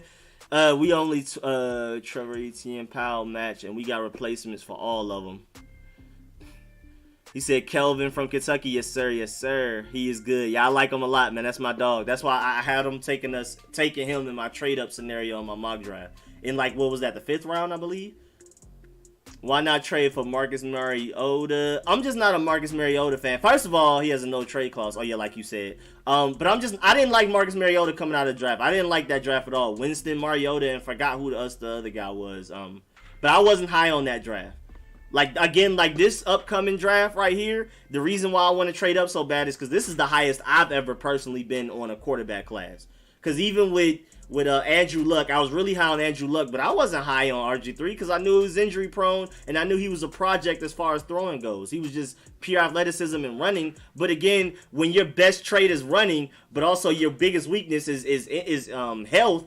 You know what I'm saying? I just didn't see that working out long term anyway. I could have told y'all that before he got hurt. And then, I mean, of course, the Shanahan's made it worse by mismanaging his injuries. But, I was never that high on RG3 or that entire class. I didn't think Sam Darnold was going to be out here balling because he was a turnover machine at USC. Granted, the Jets made it way worse. And if he went to another team, he'd probably be way better than what he is now. But I wasn't high on a lot of these guys in previous drafts like I am this one. That's why I keep saying, just from the way I evaluate quarterbacks, because a lot of people always bring up, you like Trey Lance, but he could bust like Mariota, he could bust like RG3. But for me, watching Mariota and RG3 in college, I didn't think they would be as good as much as I think Trey Lance would be. So I didn't necessarily think they would be just ginormous busts like they've been. Overall, I mean, RG3's rookie season was great, and Mariota, he's been around. I wasn't as high on them, anywhere near as high on them as I am with Justin Fields, Wilson, and Lance, and Trevor Lawrence. That's why I think this is different. For me, I don't care about what the Burgundy and Gold done in the past. I don't care what other teams have done in the past. The way I evaluate quarterbacks and grade quarterbacks, I have Lance and all of these guys higher than all of those other guys that ended up busting, that a lot of other people thought were good. Rico bragging about how they good to Bama. I'm not bragging. I'm just saying what we got to go off of. We're clearly better than y'all. Last time we played Bama 44-16. So you want to still trade up or take 5th QB at 19? Oh, no. If we're waiting until 19, I'm taking linebacker or best player available. I don't want Mac Jones. I don't want Kellen Mond in the first round for sure. I'm nowhere near as high on Kevin Mond and David Stills as a lot of y'all are. So if we're staying at 19, we're not taking quarterback. At least I don't want us to. Because history has also shown that when teams don't trade up for their guy, even if it's only just a few picks, if you stay within, I think it was the range 17 through 28 or something like that, I think none of them have worked out over the past 8 years. I forgot. I got to find that tweet. I need to screenshot it to keep it so I can always refer to that because I've had to talk about this several times. I just need to go ahead and find it. But yeah, quarterbacks, if you stay 18 to 20 something, 27, I think only one guy has even been decent. And it just shows that if you're not willing to trade up for your guy, that means you don't love him. That means you're he's here, let's try it. You don't want to do that with quarterback. Even if Lance is available at 19. If I love Lance, but if he's available at 19, that means they didn't truly want him. And I don't even think they should take Lance at 19 because that means they don't love him. I mean, maybe to take a chance. I don't know. I love Lance, but at the end of the day, if you don't trade up for your guy, if you're 19 and you just stay at 19 and be like, we'll take whatever quarterback falls to us, that's more than likely a recipe that won't work out. So even though I doubt Trey Lance will make it there, if he does, I wouldn't even want us taking Trey Lance at 19, to be honest with you. Rico, where were your Bulldogs in the playoffs fighting Irish all day? Now, you know we're better than Notre Dame. I'm going to need y'all to stop bringing up these random teams that think y'all better than us. I don't know where y'all getting this from. Yes, trade up for Micah Parsons. Yeah, I mean, Micah Parsons and Kyle Pitts are the only non-quarterbacks I would trade up for, period. Why don't we just get Mac Jones? I don't like Mac Jones. I do not want Kirk Cousins again. I can't. I just can't. Please don't. Please don't. If you had to choose between the 4, if Washington magically got the number 1 pick, who would you choose? It's between Lawrence because he's the safest and Lance because I feel like he has the highest potential. But literally, I mean, you can give me either of the 4. I'm maybe the lowest on Fields out of all 4. And so Fields will probably be last. But honestly, you give me Wilson, Lawrence, and Lance, I'm really ecstatic. Like, I love Lance, but like I can admit that Wilson and Lawrence seem like safer options. And like as a GM with the number 1 overall pick, you're more than likely pressured to take the safer option anyway. But if it's me, I'm leaning towards Lance because y'all know that's my favorite. He has the highest ceiling out of this draft, in my opinion. But Wilson and Lawrence are clearly safer. So, I don't know, man. I'll have to sleep on that. That's a really tough decision. I'm not going to lie. Now, again, I love Lance. I'm the biggest Lance fan out here doing it. But to have the option of taking Trevor Lawrence, Lance, and Wilson, I'm not just going to say Lance off top. Not better than Notre Dame. Bruh, if we played y'all know we would. Rico, we beat Clemson without... Again, I don't think Clemson is good as y'all think they are. Ohio State beat Clemson down, and Alabama beat Ohio State down, bro. SEC is different. I don't know why people don't understand the SEC is just a different level than everybody else. I mean, granted, y'all put out a lot of great talent, but as teams as a whole, like, just not... Y'all not competing with us over here. You know what I'm saying? I'm just telling the truth. Not even just Georgia in general. Like, everybody... Like, the SEC in general is different than all of these... Than the ACC. Different than the Big 10, Big 12, all of that. It's different. It's a different world out here, man. Detroit and Alabama showed y'all that. Like, we played Alabama way better than the rest of y'all did. Detroit in the building was good. I love Detroit and West Coast music. I listen to that more. I'm from Atlanta. I listen to that more than trap music. First of all, it's oversaturated because everybody sounds like Atlanta, no matter what city you're from. Everybody just makes Atlanta music. So I'm even tired of hearing Atlanta people do it. So I'm listening to LA, the Bay, Vallejo, Detroit, Oakland, San Francisco, Sacramento. I'm on Long Beach. I'm listening to that more than anything else right now. I can't do trap. It's too oversaturated. I love Atlanta. I love my music. I love my genre. But everybody done took it and ran with it. But Rico, we go see y'all lose 3 games a year. Hey, man. Hey, keep talking that talk, bruh. He said Bama was good because of Mac Jones. I wouldn't say in spite of Mac Jones, but Mac Jones was good. I'm never saying Mac Jones was bad. He's just not. He doesn't elevate the team. You're not gonna sit here and convince me that Mac Jones was a better quarterback than the receiving core that I had. Their offensive line was better than every defensive line they played against. Their receivers were better than every DB group they went against. Like, Mac Jones had the easiest job. Now, granted, I hate the fact that people that act like that Mac Jones threw to wide open receivers all the time. There's evidence that he can throw a dot in good coverage. Like, he can do that. But at the end of the day, like, it's not Mac Jones out here. They wouldn't have been where they were without Mac Jones. I'm pretty sure that the quarterback off the bench could have done the same thing, honestly. I mean, because I'm pretty sure the quarterback off the bench is just as talented, if not more talented. Don't matter to me if we lose to Georgia, we just go win out and then still make the playoffs. Yeah, okay, we'll see. We'll see. At least we held Alabama to 31. OSU let them score 52. That's what I'm telling you, it's levels to this, bro. Like it's levels, bro. You heard that Rod Wave album? Nah, I'm not really. I mean, I like Rod Wave, but again, like 60% of his music is Louisiana and 40% is Atlanta. And he's from Florida, and that bothers me. Like, I like to listen to people who make music from their area. So, like, it's just, I don't know. I'm going to get to it, But like, I'm not in a rush to go listen to Rod Wave. He doesn't, because Florida has a sound, he just doesn't use it because he prefers to do the singing thing. And when he sings on Atlanta beats and Louisiana beats, and I just don't really. Best rap out of Atlanta is Outkast. I appreciate it. I'll take it. Alabama is better than some NFL team. I wouldn't go that far because, like, I mean, NFL is a different level. But no, Alabama was apex predator in college last year. Nobody could touch them. Again, I felt like we were one of the closest teams. So it's just like, what would you draft in your second? You talking about second round? My boy Fitu Melifonwu, or if we don't address linebacker, I'm taking Jabril Cox. If we're talking about the second round, yes sir. We're gonna start a One Punch Man on Monday, finished on Thursday. I'm gonna start Hunter x Hunter. Okay, those are two really good ones right there. I like that, Jones. I think One Punch Man season 2 is very underrated. People are hating on it unnecessarily. I mean, granted, the fight scenes are nowhere near as good, because it was animated. It wasn't animated by, I think Madhouse did the first season, right? But I still like One Punch Man season 2. I like the plot more. I like the fight scenes and the comedy of season 1 more, and I like the plot, like the writing of season 2 better. But everybody doesn't like it because it looks different. And then Hunter x Hunter is legendary. It better be top 10 in everybody's anime. Hunter x Hunter different. Bama isn't a team, isn't an NFL team. Yeah, college is NFL is different. I think people forget that college is a little different. Hitting stride control, DBs in the pocket, keep sleeping on Mac. I'm not saying he's trash. He just has a low ceiling. I mean, we've seen that his pro day was worse than everybody else's pro day so far. And I think I'm not going to necessarily say that's going to dictate his career trajectory. But I think that's a good, I expected that. Because he's just not these other guys. He's not Trey Lance. He's not Justin Fields. He's not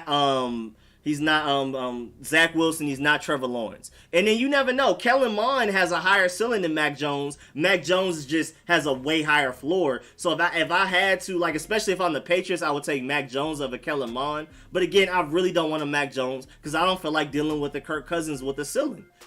You can win games with a Mac Jones, but can you win a Super Bowl with him? Y'all know how I am, bro. It's Super Bowl or bust for me. I do not care about winning this division at all. I could care less. I probably care the least out of our fan base about winning this division. All I care, if it's not a Super Bowl, don't talk to me.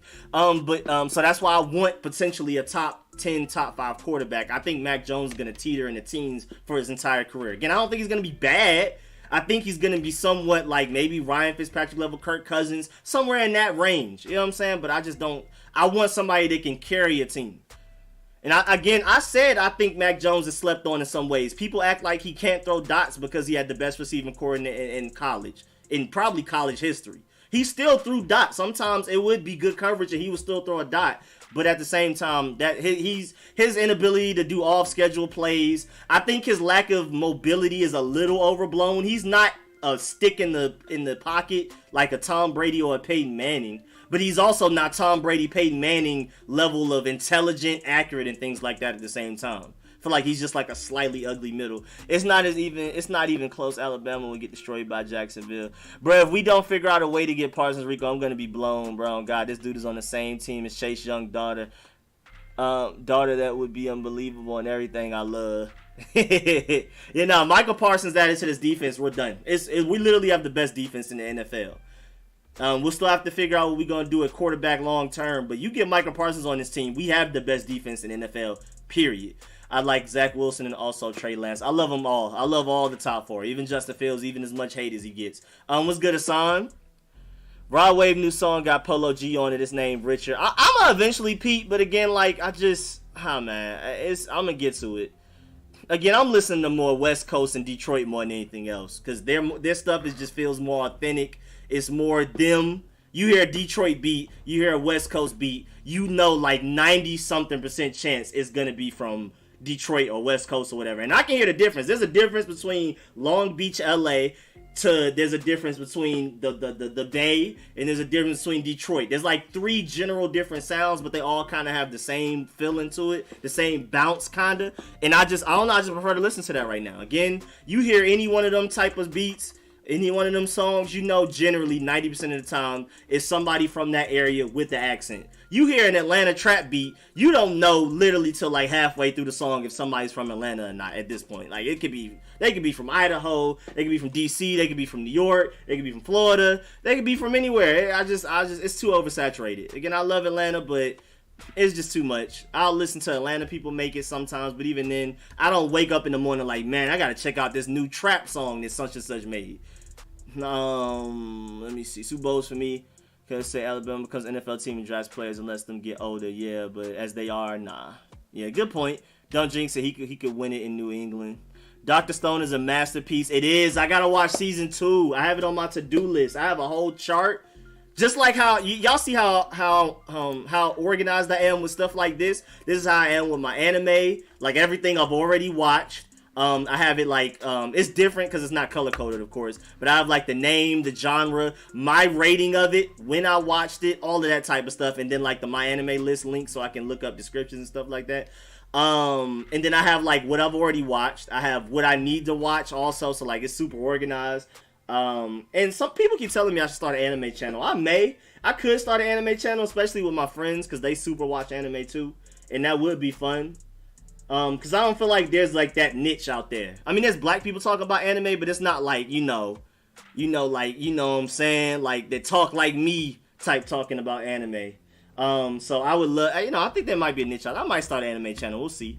But yeah, I love Dr. Stone. I gotta watch season 2. I'm excited. It's on my big to-do list of anime. Defense too good. Team Jamie Newman and I refuse to be moved. I'm not mad at it. I'm not very high on Jamie Newman, even as a Georgia guy who was ecstatic that we were finally replacing Jake Fromm's sorry self. I'm still not that high on Jamie Newman, but we'll see. Reaction channel. You talking about just anything like music videos and stuff? Somebody said that before too. Jacksonville is drafting Trevor Lawrence. They're not trading that pick. Oh yeah, no, they're not. No, definitely not. Dylan Moses. I'm not that high on Dylan Moses. Now, like 2 years ago, when Dylan Moses was like first being recruited to Alabama, I thought he was gonna be a dog, but he just never really progressed. He kind of stayed stagnant in his progression, in his development. So I don't know. So yeah, I don't know. I'm not that high on. I mean, Dylan Moses is straight, but he's not that next Alabama linebacker. You know how we had Mac Wilson. Was that Mac Wilson that went to the Titans? Is that my boy? The one that wasn't afraid to run into anybody in life. That was Mac Wilson. No, it's not Mac Wilson, is it? Who went to the Titans? Now I gotta look it up, bro. That's gonna bother me, bro. What's my boy name? Titans. Oh, Rashaan Evans. He's not Rashaan Evans. He's not a Reuben Foster. He's not like this long line of just Alabama linebackers just back to back to back. He kind of, he's kind of a letdown compared to those guys. He's not bad. He's just not those guys. But Rico, let's talk about how you think I don't like Jones. We'll talk about that in the party chat when you join later. He said SpongeBob the best anime. Dylan Moses got injured. I mean, that's part of it too. But I don't know, I just never seen those flashes. Cause like even like with Reuben Foster when he would get hurt occasionally, like he just never like you just didn't see them huge Reuben Foster highlight reel flashes from him. You know what I'm saying? He's not he wasn't even Jalen Smith coming out of Notre Dame. You know what I'm saying? I'm talking about that upper echelon of linebackers coming out of the draft. Miles Jack, like he's not those guys. I think he's gonna be good, but again, he's just not. We gotta take Dylan Moses. I like JOK. I like Xavier Collins. I like, of course, Michael Parsons. I think I may even like Jabril Cox over Dylan Moses. I'm not gonna lie. But I don't know. The potential is there. But he's just not that super duper next line of what's it called? Alabama linebackers, in my opinion. I like him, but he's just not like, well, we got to do it. Breaking news, watch the football team sign Aaron Rodgers. I would love it. Again, if you can go in the future and convince me that we're taking Aaron Rodgers in free agency next year, then yeah, don't trade up for QB and definitely go ahead and build up this roster around the quarterback. Oh, I mean, we don't have holes like that. Like I keep saying, like I've been talking about in my comment section on my mock draft where I traded up. Look around the NFL. Nobody is a perfect team. I don't know why our fan base is so fixated on filling every single hole. I mean, of course, it's the goal, but all of these teams that are better than us, that are out here going to Super Bowls, out here winning Super Bowls, also have holes on their team. They just have way better quarterbacks than us. So I just don't understand why everybody's like, we got to build this team and fill every single hole and forget quarterback. We'll figure it out later. Like, that's not the way to win. That's not the way to win in today's NFL. This is not the 1980s. I'm tired of these YouTube guys projecting us to take Samuel Cosmi. Now, I don't know where that's coming from. I've never seen that, and I don't know where that's coming from. Mon at 51 is the answer if we don't trade up. Again, I'm just not as high on Mon as a lot of people. I mean, I guess it's worth a try, but I don't want us to be like, man, let's get this man 3 years and don't take a quarterback for 3 years because we have Kellen Mond. That's my worry. If we take Kellen Mond in the second, for example, and then next year's draft, we have a chance to get like the top guy, even though I'm still not convinced that the top guy in that draft will even be as good as the top 4 guys in this draft. I'm just that high on this draft class, and I don't expect any draft class anytime soon to be even close to this one. Even if we do, I don't want Kellen Mond stopping us from making that move. If there's a really good quarterback available and Kellen Mond hasn't shown us anything in his first year, even granted, even if he hasn't even played much, don't let that stop you from taking that guy. I'm just not that high on Kellen Mond. I don't think Kellen Mond should impede on us ever taking any type of quarterback. I'm not that high on him to where I'm like, keep giving him another chance, give him 2-3 years, he'll work. I'm not that high on him, me personally. Would you rather us get Mac Jones, but coaching staff has a plan, or Trey Lance, most favorite, but coaches don't love him? I'm still taking my Trey Lance. Yeah, bro, Mac Jones, I wouldn't say it's worst case scenario because that's really bad, but it's kind of like Kellen Mond, but kind of worse as far as like when you take Mac Jones and with how high his floor is and how NFL ready he is to go right now, that's going to prevent us from taking better quarterbacks in the near future. You take Mac Jones this year, we probably, even if we had the chance to, won't take a top QB talent like the next 3-4 years, and that's worst case scenario to me. Again, to be stuck with a Kirk Cousins type of guy who's like middle of the pack, and now we're just skipping on all of these more talented, higher ceiling guys because we have Mac Jones. That's my problem with Kellen Mond at the same time. Even though I think Kellen Mond has a higher potential, has more potential than Mac Jones is way safer though. Doesn't want Mond, but wants to trade everything for Lance, who has the highest bust potential. Where do people keep getting this Lance high bust potential? I'm not sure if y'all are actually watching film. I don't even think y'all are watching other people's film sessions. Like, if you go look at other people's film sessions, there's literally an offense. And who said it? Matt Miller even said it too. Matt Miller, all of the, I don't know where y'all sources are. Again, I go watch film myself. Then I'll go watch other people's film sessions, go listen to what other people have to say about the guy. Then I go back and look at film again to make sure I wasn't tripping on certain things to see if I agree or disagree. I just don't think people out here doing that. So I don't know. I don't know where this low ceiling, biggest bust potential in Trey Lance keeps coming from. I don't know where that's coming from. For a QB, how good is our secondary? Great. If we get a free safety, it's over with. Now, granted, Adoree Jackson, when healthy, and James Bradberry are better than, in my opinion, William Jackson and Kendall Fuller. But out of those 4, I think William Jackson's the best out of those 4. I think Kendall Fuller's probably the 4th best out of those 4. And then I think our secondary is almost equal. I think especially if we get like a Trey Boston, or like a Malik Hooker, or if we get like in the draft, like I have us taking Javon Holland and stuff like that. I think we surpass the Giants in secondary off of that. He said, nah, Fuller over Adoree. Nah, Adoree when healthy, I'll take Adoree over Fuller. I'm not going to lie. Again, I'm going to be as completely objective as possible. Adoree when healthy is fire. I'm telling y'all. I'm not sure if y'all seen him, but Adoree when healthy, again, I mean, I may be a little biased because I like them coming out of USC a lot, and I've been watching them since he's been with the Titans and things like that. What's good, John Productions? I don't know, but I think Adoree, I love Adoree. I'm sorry. I'm definitely, if I had to rank our 2 best corners and the Giants' 2 best corners in one pot, I'm taking William Jackson, James Bradberry, Adoree Jackson. But then again, Adoree Jackson, when healthy, I may even take him over James Bradberry. But again, William Jackson, James Bradberry, Adoree Jackson, Kendall Fuller. My personal, but that's how I would rank it. And I think if we get free safety, if we attack free safety the right way, free agency or draft or both, I think we ultimately and overall have a better secondary than the Giants. Especially, I mean, Cameron Curl is different, bro. I really like Cameron Curl. He said, yeah, nah, Rico been smoking, bro. I love Adoree Jackson's fire, bro. There's a reason he got all that money. Watch when he's healthy, he's different. Am I the only one that thinks the Giants overpaid? I do too. That's why I give us the edge over the Giants in free agency, because I think they overpaid. First of all, the Kenny Golladay, like I said earlier, Kenny Golladay and Adoree Jackson are injury prone. I wouldn't bet money they play 16 games a year. And I also think Leonard Williams is off of a contract year where he earned all of that money. And I don't think he's going to stay the same or especially get better. I think if anything, he may decline a little bit. Said Dory, all right. I don't know. I guess I'm higher on Adoree than everybody. I love Adoree. One plays slot, one plays outside. Better on the outside, Fuller better in the slot. That's what I'm saying. And we keep forcing Kendall Fuller on the outside. Kendall Fuller in the slot is, I think, when like back before we traded him for Alex Smith, Kendall Fuller was arguably the best slot corner in the NFL.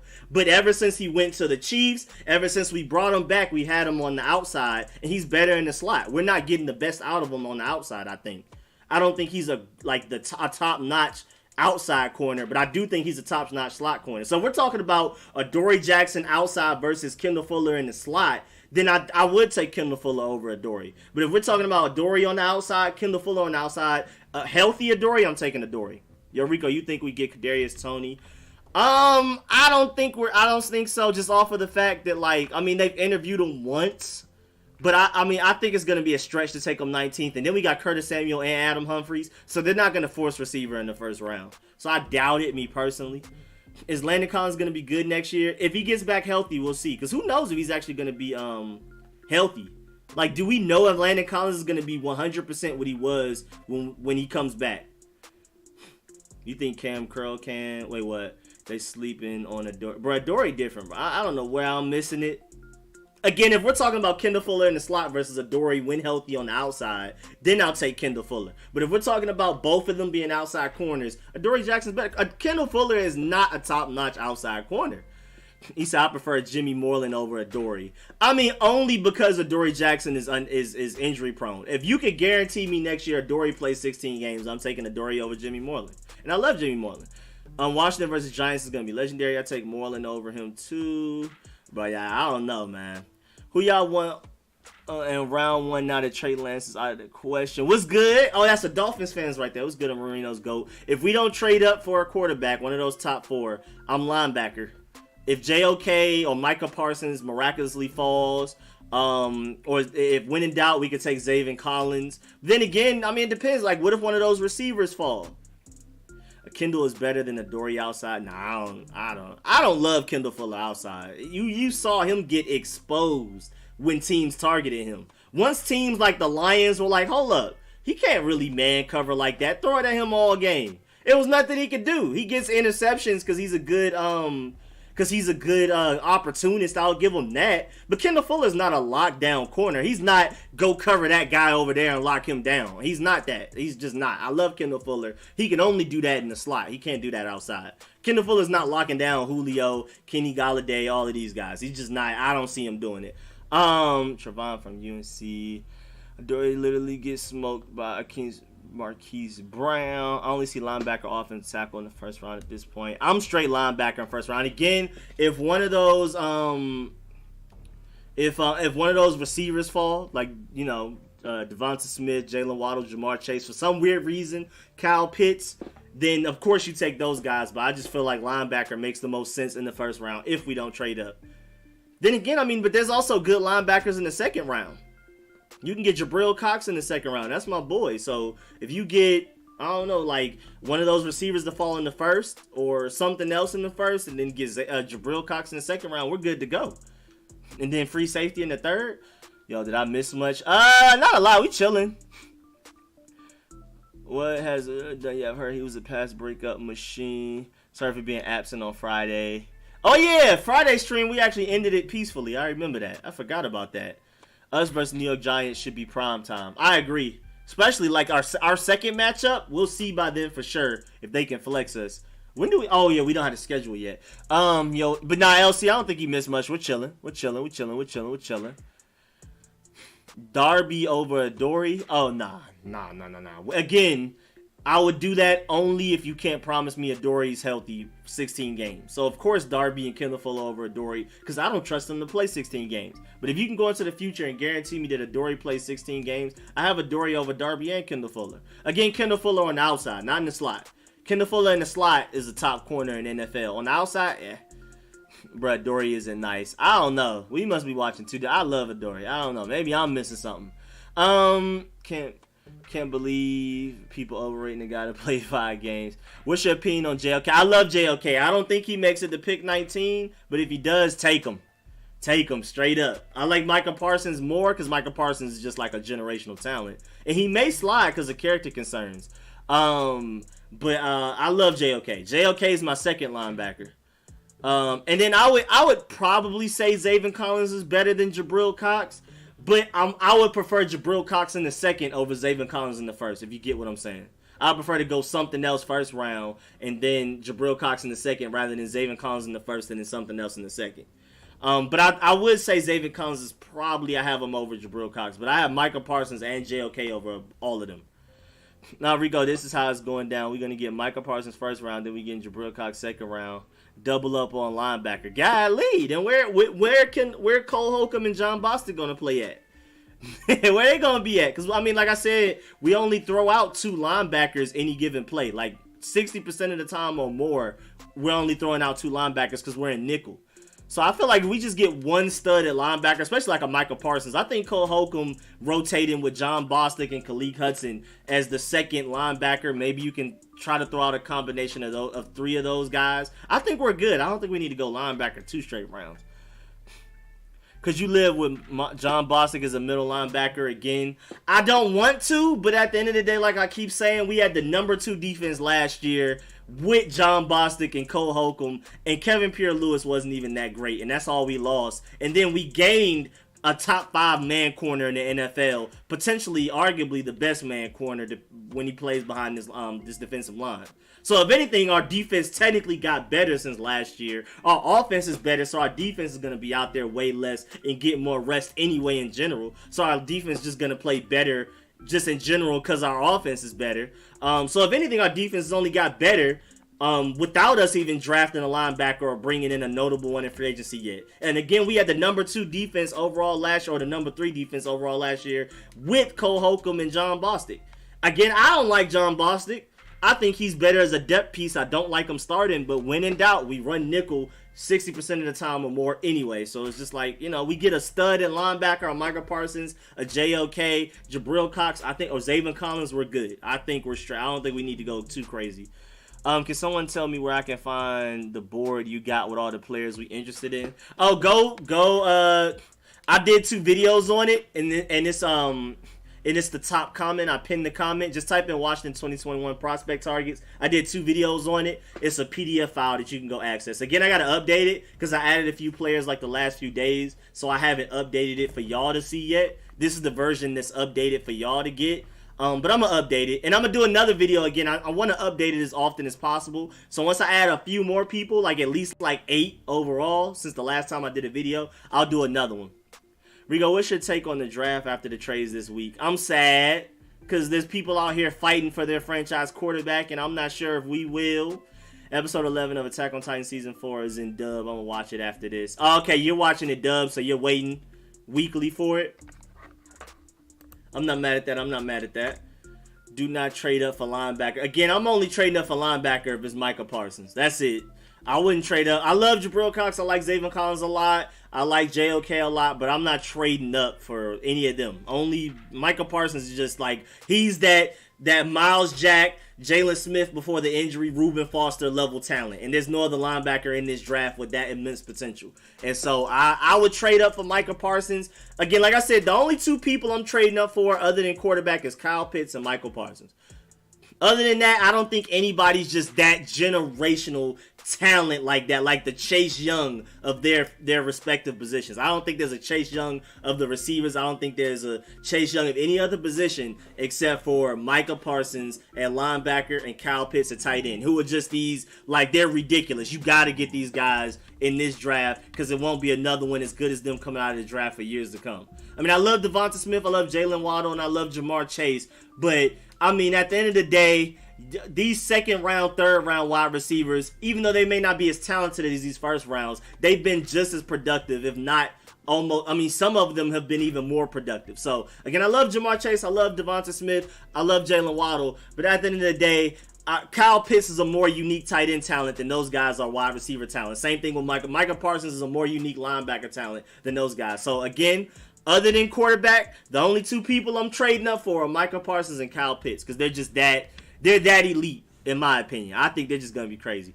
Okay, but we're talking about a special talent. Rico, would you give up for Parsons? Wait, what do you mean? What would I give up Parsons? What you say?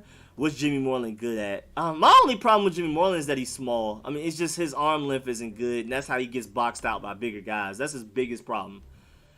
But I like Moreland. I like Moreland's potential. It's just like, you can't teach length. His arms are never, you know what I'm saying? His arms are just never going to get longer, and I think that's his biggest weakness. It's not a big enough weakness to where he can't start. I like Moreland, but I think it is a problem. How about Richie Grant out of UCF? That's an underrated safety out there, too. I like Richie Grant. Naruto is the greatest anime of all time. I do love it. I do love Naruto though. I hate how hype beast Naruto is because people act like it's not a great anime because how overhyped it is. But it is a great anime. It's not the greatest anime of all time in my opinion, but it is better than a lot of people give it credit for because it's so like overhyped. Because it's one of the main animes that everybody knows, even people that don't watch anime. Can you imagine Parsons in the middle of this defense? Oh yeah, for real. Hey man, Parsons in this defense is exactly what we wanted in Reuben Foster. He's literally what we wanted in Reuben Foster. Like, exactly like what we hoped to get. And you add Parsons to this defense, we have the number one defense in the NFL easily. It's not even close. It's literally, I don't even think it's close. I think everybody else, it's us, gap, everybody else, and then we can start talking about other gaps. Should we get destroying our kicking job? You talking about like Dustin Hopkins? I may not be here on Friday or Sunday because I'm going to be in Mississippi and my grandparents' Wi-Fi is trash. Oh yeah, you told us that before. I think you did that a week before. I feel sorry for you, man. Why is the Wi-Fi so bad? Are they like where Courage the Cowardly Dog live at? Because like, it's not even like you're the one streaming. Like, I'll understand if you were the one streaming or like you're trying to play Xbox. But if you're just pulling up with like a phone, how bad is that? Why they have to be where Courage the Cowardly Dog is. Even though I'm not going to lie, some places around where I'm at, because I'm like in the pretty deep country, like cotton fields, horses, farms, like people literally ride horses to like Camp Creek Marketplace, stuff like that. I mean, it's like, it's like a weird blend of extremely country like cotton fields, but it's also pretty city-like at the same time. It's weird. But even like I have spaces near me, like literally driving to my grandparents' house, there's an area where I just don't have reception. Like I'm in the country. They live in the country and have a metal roof. Oh, yeah, it's dark. It's dark for my boy Jones.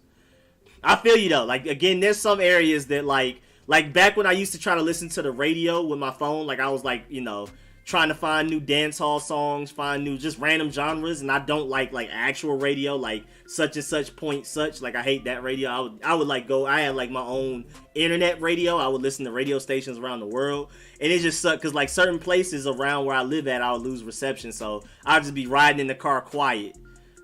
I'll just be in the car extra quiet. He's compared to Chin and Kyle Duggar. What do you think about? Wait, Jamie and Nora Sherwood is compared to Jeremy Chin and Kyle Duggar? Okay, I'm about to check him out because that's high praise. I like those guys. I like the athletic freaks that you just get your hands on them and you develop them, and now they're a top-notch talent. You know what I'm saying? I'm always gonna do that. I love those type of prospects. So if you can find me another one like that, like an Isaiah Simmons, like a healthy Derwin James, or my boy Hamson Nasiruddin. You know what I'm saying? You give me more of them, I'm watching them. I'm gonna check them out for sure. Y'all don't need no more defense. How much better can you get? Bro, but we do kind of have a needed linebacker again. But I see your point. That's what I'm trying to tell people. We had the second best defense before with Cole Holcomb and John Bostic. So it's just like, we need linebacker because that is one of our bigger holes, but it's not as big of a hole as people act like because we usually only have two of them on the field at a time, and you never know if Khaleke Hudson or Josh Harvey Clemens emerges. And I'm still team if we don't trade up for quarterback, take linebacker in the first, but I don't think it's just this, oh my God, if we don't get linebacker in the first 3 rounds, we're done. We had the second best defense last year without these potential linebackers that we want in the draft, so I'm not too worried about it. I mean, even the Dolphins fans is basically saying what I'm saying, how much better can your defense get? But now I would still love to get Micah Parsons to make sure we get our healthy Reuben Foster, and now we have the best defense in the NFL, period. It's without debate. He said you from the hood or neighborhood. Well, what? What? But I do want a free safety, and I would love a linebacker. But it's not like we just desperately need, they're good, not getting JOK or Micah Parsons in the first round is going to jeopardize us winning this division. I don't think it's that big of an impact. Jackson or Bradbury? I'm taking Jackson. Let me check out that guy, Johnny. I live I love them out the draft. Exactly, Rich. I'm right with you, bro. You know how we both like those high potential, versatile, can play pretty much anywhere on the back end and just freak athlete type of guys. I love those guys because I mean, if you can get the best out of them, you have a Pro Bowl, All Pro player. You just got to work with them. We do need Parsons. Again, I wouldn't say need, but I would love to have them. No, I wouldn't even pick 19. I wouldn't even pick Mac Jones at 19, John. So I'm definitely not trading up for him. Khaleke Hudson is solid. My only problem with Khaleke Hudson is that he's not a freak athlete. So, like, how high is his ceiling? But I think he is going to be really good. I think once he develops, he's going to be fine. But at the same time, Cameron Curl isn't an elite athlete at all. That's his biggest weakness. That's why he can't play free safety, because he's just not very fast. He's just very smart and just everything mental. Cameron Curl has everything mental. And he's fast enough, but he's not elite speed. And that's my problem with Cameron Curl and Khaleke Hudson. They're just not like elite athletes like a Micah Parsons and those guys. Or like a Kyle Duggar or Jeremy Chin. But at the end of the day, I mean, the way Jack Del Rio used Cameron Curl was better than all of those guys last year. What did I just hear? Adoree over Bradbury? No, I'm taking Bradbury over Adoree. Or was that somebody else? If we draft Najee Harris first round, I don't think we need running back that bad. Rico, you need to watch. Whoa. I don't even know how to pronounce that name, my boy. My boy Justin, he pulling up to the gaming streams like the rest of them. My boy Javon, King Sean, Jones, Rich, all of us, man. We be in the game. I know I'm missing a few names too, but man, I love my my Friday night crowd and my gaming channel crowd. It's a little special. If you want Parsons, you'll have to trade up for him. I agree. First of all, what's up, Patriots fan? But you never know. Again, like I said at the beginning, he said me neither. I don't like Mac. Like I said in the beginning of the stream, I know a lot of people weren't here to hear it, but Darius Geis, I'm gonna break it down again. I don't want to take up too much time, so I'm gonna try to say it a little bit quicker with less words than I did last time in the beginning of the stream. But Darius Geis was like the easily the top. He said he can't even find the gaming channel. How can't you find the gaming channel? I stream on there more than I stream on here because I can just stream any night on the gaming channel. With Darius Geis, it was literally Saquon Barkley, Darius Geis, and then everybody else in that draft. And some people even like Darius Geis more than they like Saquon Barkley because they felt Saquon Barkley danced around in the backfield too much. So Darius Geis was more NFL ready. Of course, Saquon Barkley had more potential though. And all it was character concerns. And they didn't even think it was all of this that happened with Geis. They just thought he was immature, too silly. He acts a little childish. And he still, instead of going top 10 like he should have in that draft, he made it all the way to the second round. So I wouldn't be surprised if Micah Parsons also falls in a similar fashion with his character concerns. I don't think he's going to be as bad as Darius Geis with the domestic abuse and everything.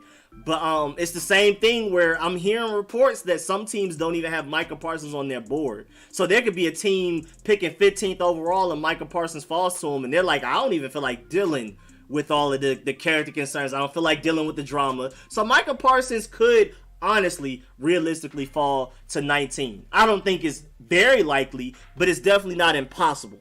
Like 2 months ago, I would have thought it was impossible, but it's definitely not impossible now. Because character concerns, a lot of people pass up on great talents over character concerns. I mean, you saw us get Jonathan Allen. What was that? The 15th or 17th pick, something like that. And I mean, it was like it wasn't unanimous, but the majority of people in that draft class, like of draft analysts, literally thought Jonathan Allen was the best defensive player, period. Not just the best defensive lineman, the best defensive player out of the entire draft. Then here he comes with the arthritis rumors, and now he slides to us like 15th. Reuben Foster had the injury concerns, character concerns, made it to the 20s to the 49ers. You know, it happens all of the time. There's generational talents that slide because of random concerns. And I don't even know what Micah Parsons' character concerns are. I haven't really researched it. I just keep seeing character concerns and maturity issues, but I don't know exactly what he did. I don't know if he's smoking weed. I don't know if he's disobeying his coaches. I don't know what he's doing. But apparently there's this character concerns label on him, and you know how that goes. Laramie Tunsil mask video. I mean, that was just out of control. That was a little bit different. And even Montez Sweat, random heart problems out of nowhere right before the draft, and makes it all the way to the 20s when he should have went top 10. You know what I'm saying? Like, great, unique, once every few years talents always fall in the draft because of something. You know what I'm saying? I think he brought a knife in the locker room. What? Why? Hey man, what's wrong with y'all boy? What's wrong with y'all? If that's true, what's wrong with your boy Michael Parsons, bro? Rico, you watched the new Justice League? Yes, I did. It took me about 5 days. I watched it bit by bit. And y'all know me. When I'm watching stuff, even like dubbed anime, I'm doing other stuff. Like, I'm just never been a movie, show, anything type of person. I'm straight video games. So if I'm watching anything, I'm distracted. I just can't sit down and watch something. That's why I watch sub weekly. I can't binge sub animes. Like, I'm just that type of person. Unless it's even football, I do other stuff at the same time.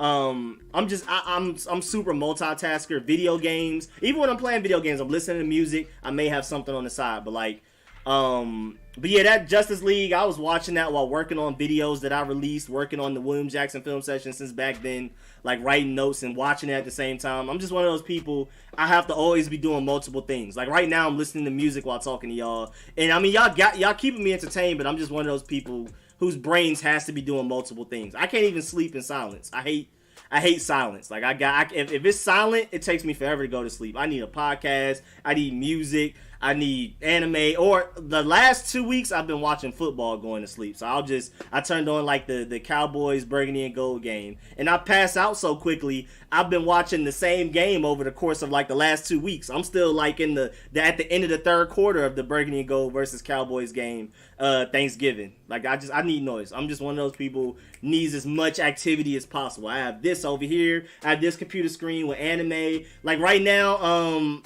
like before I started live streaming, I was working on a video. I have BoJack Horseman on the side, and at the same time, I'm organizing random things. Like I'm going through my pictures and my screenshots so that I can upload them to my computer and be ready to use like certain statistics and certain opinions for videos and things like that. Like how I always bring statistics up in videos and stuff like that. It's just I'll randomly see statistics on Twitter. I'll screenshot it, and then later on, like one day out the week, I'll just take some hours to organize it all, put it into folders, so when I need it, I could just access it. Like when I did the William Jackson film session, I already had all of my statistics ready. All I had to do was just go to that folder on my computer and bring it up. So like I was working on that. I was watching BoJack Horseman. I was working on the video, and then I'm also listening to music. Like I'm just one of those people. I just have to be doing multiple things. I can't just sit still. I can't. I'm one of those people that cannot sit still. Rico, you heard that we might put Steven Montez and Taysom Hill type role. Yes, I did. And I was thinking about making that into maybe like a video or a film session or something. I was thinking about it. And I don't know what Kevin Dupree is talking about.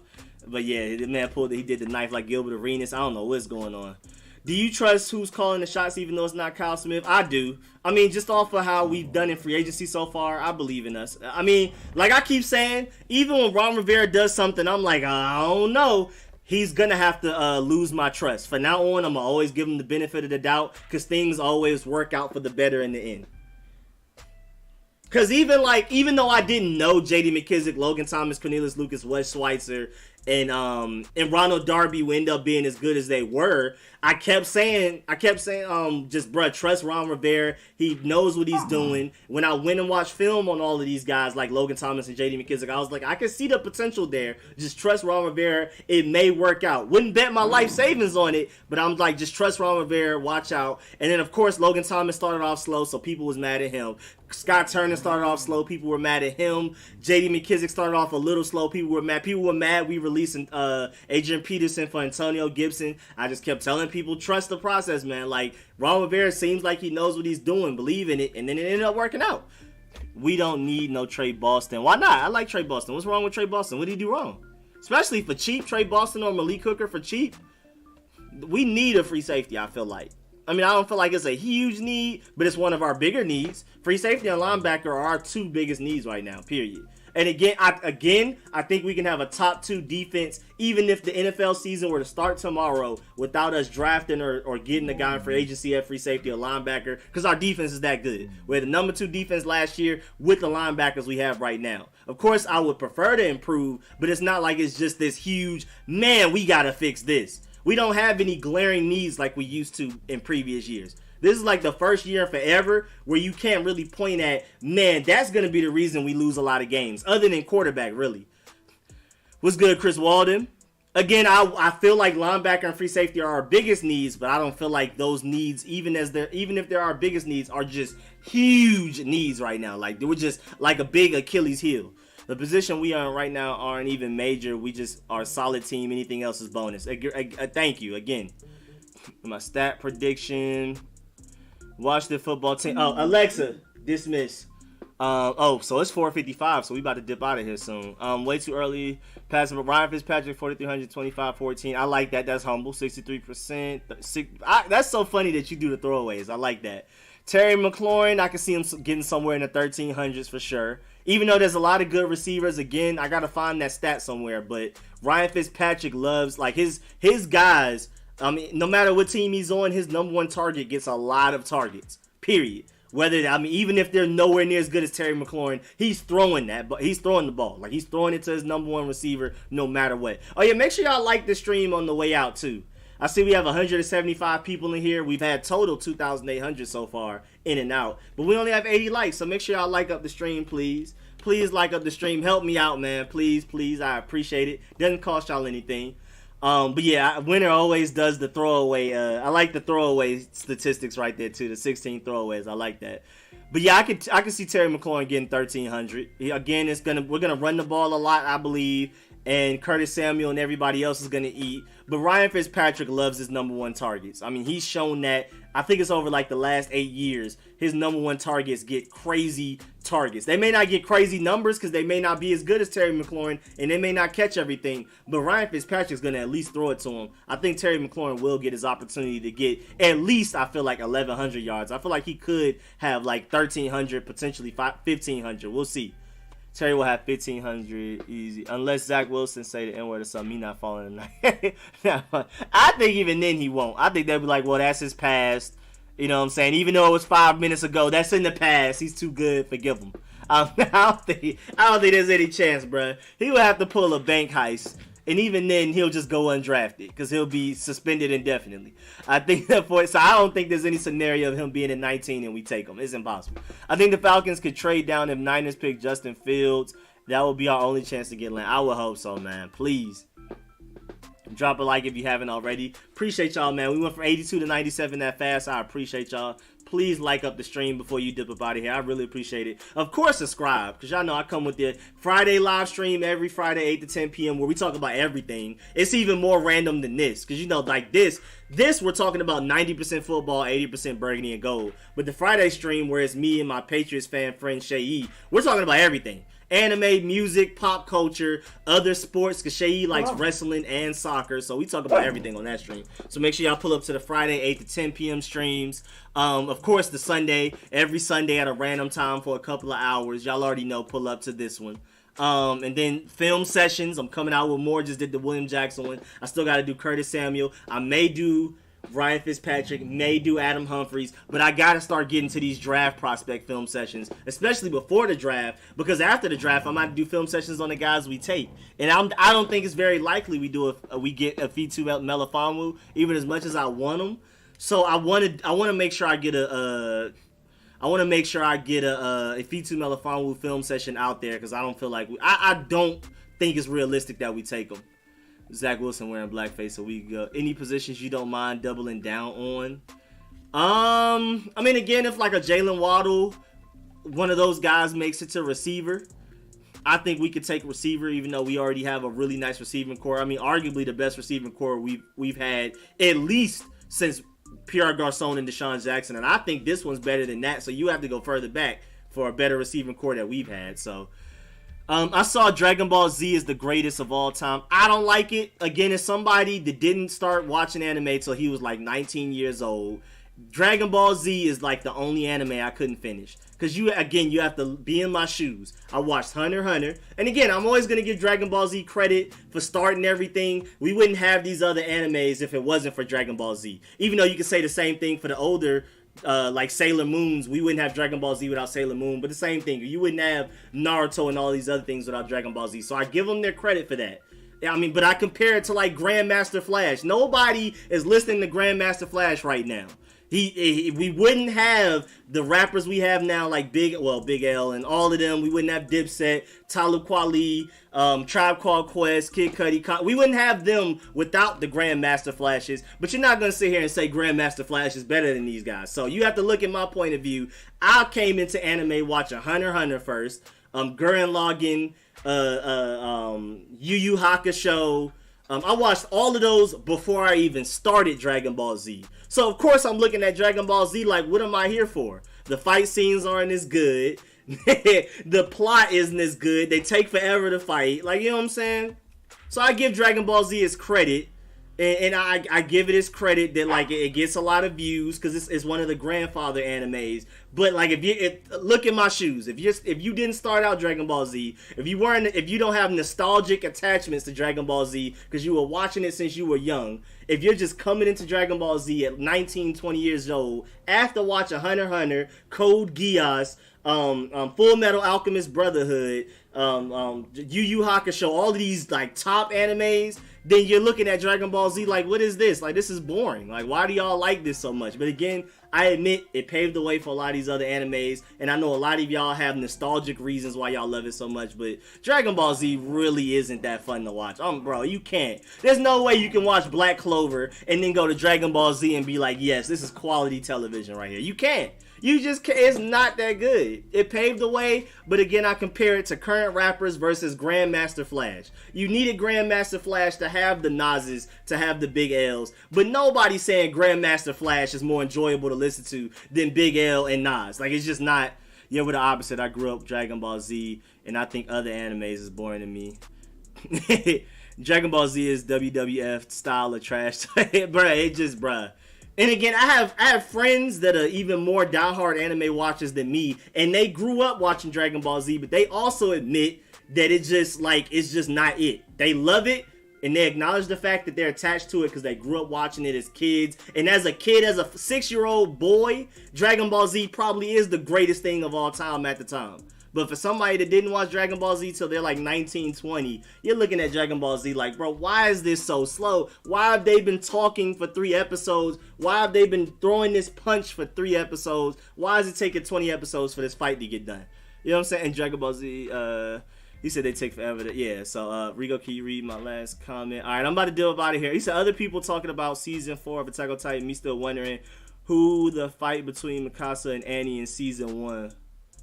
Who won the fight between Mikasa and Annie in season 1? I'm behind on Attack on Titan season 4. I'm super behind. I'm only like 3 episodes in. I gotta find the time to watch it. Again, it's hard. Like I said earlier, I went on my rant. It's hard for me to sit down and just focus solely on one thing in anything in life.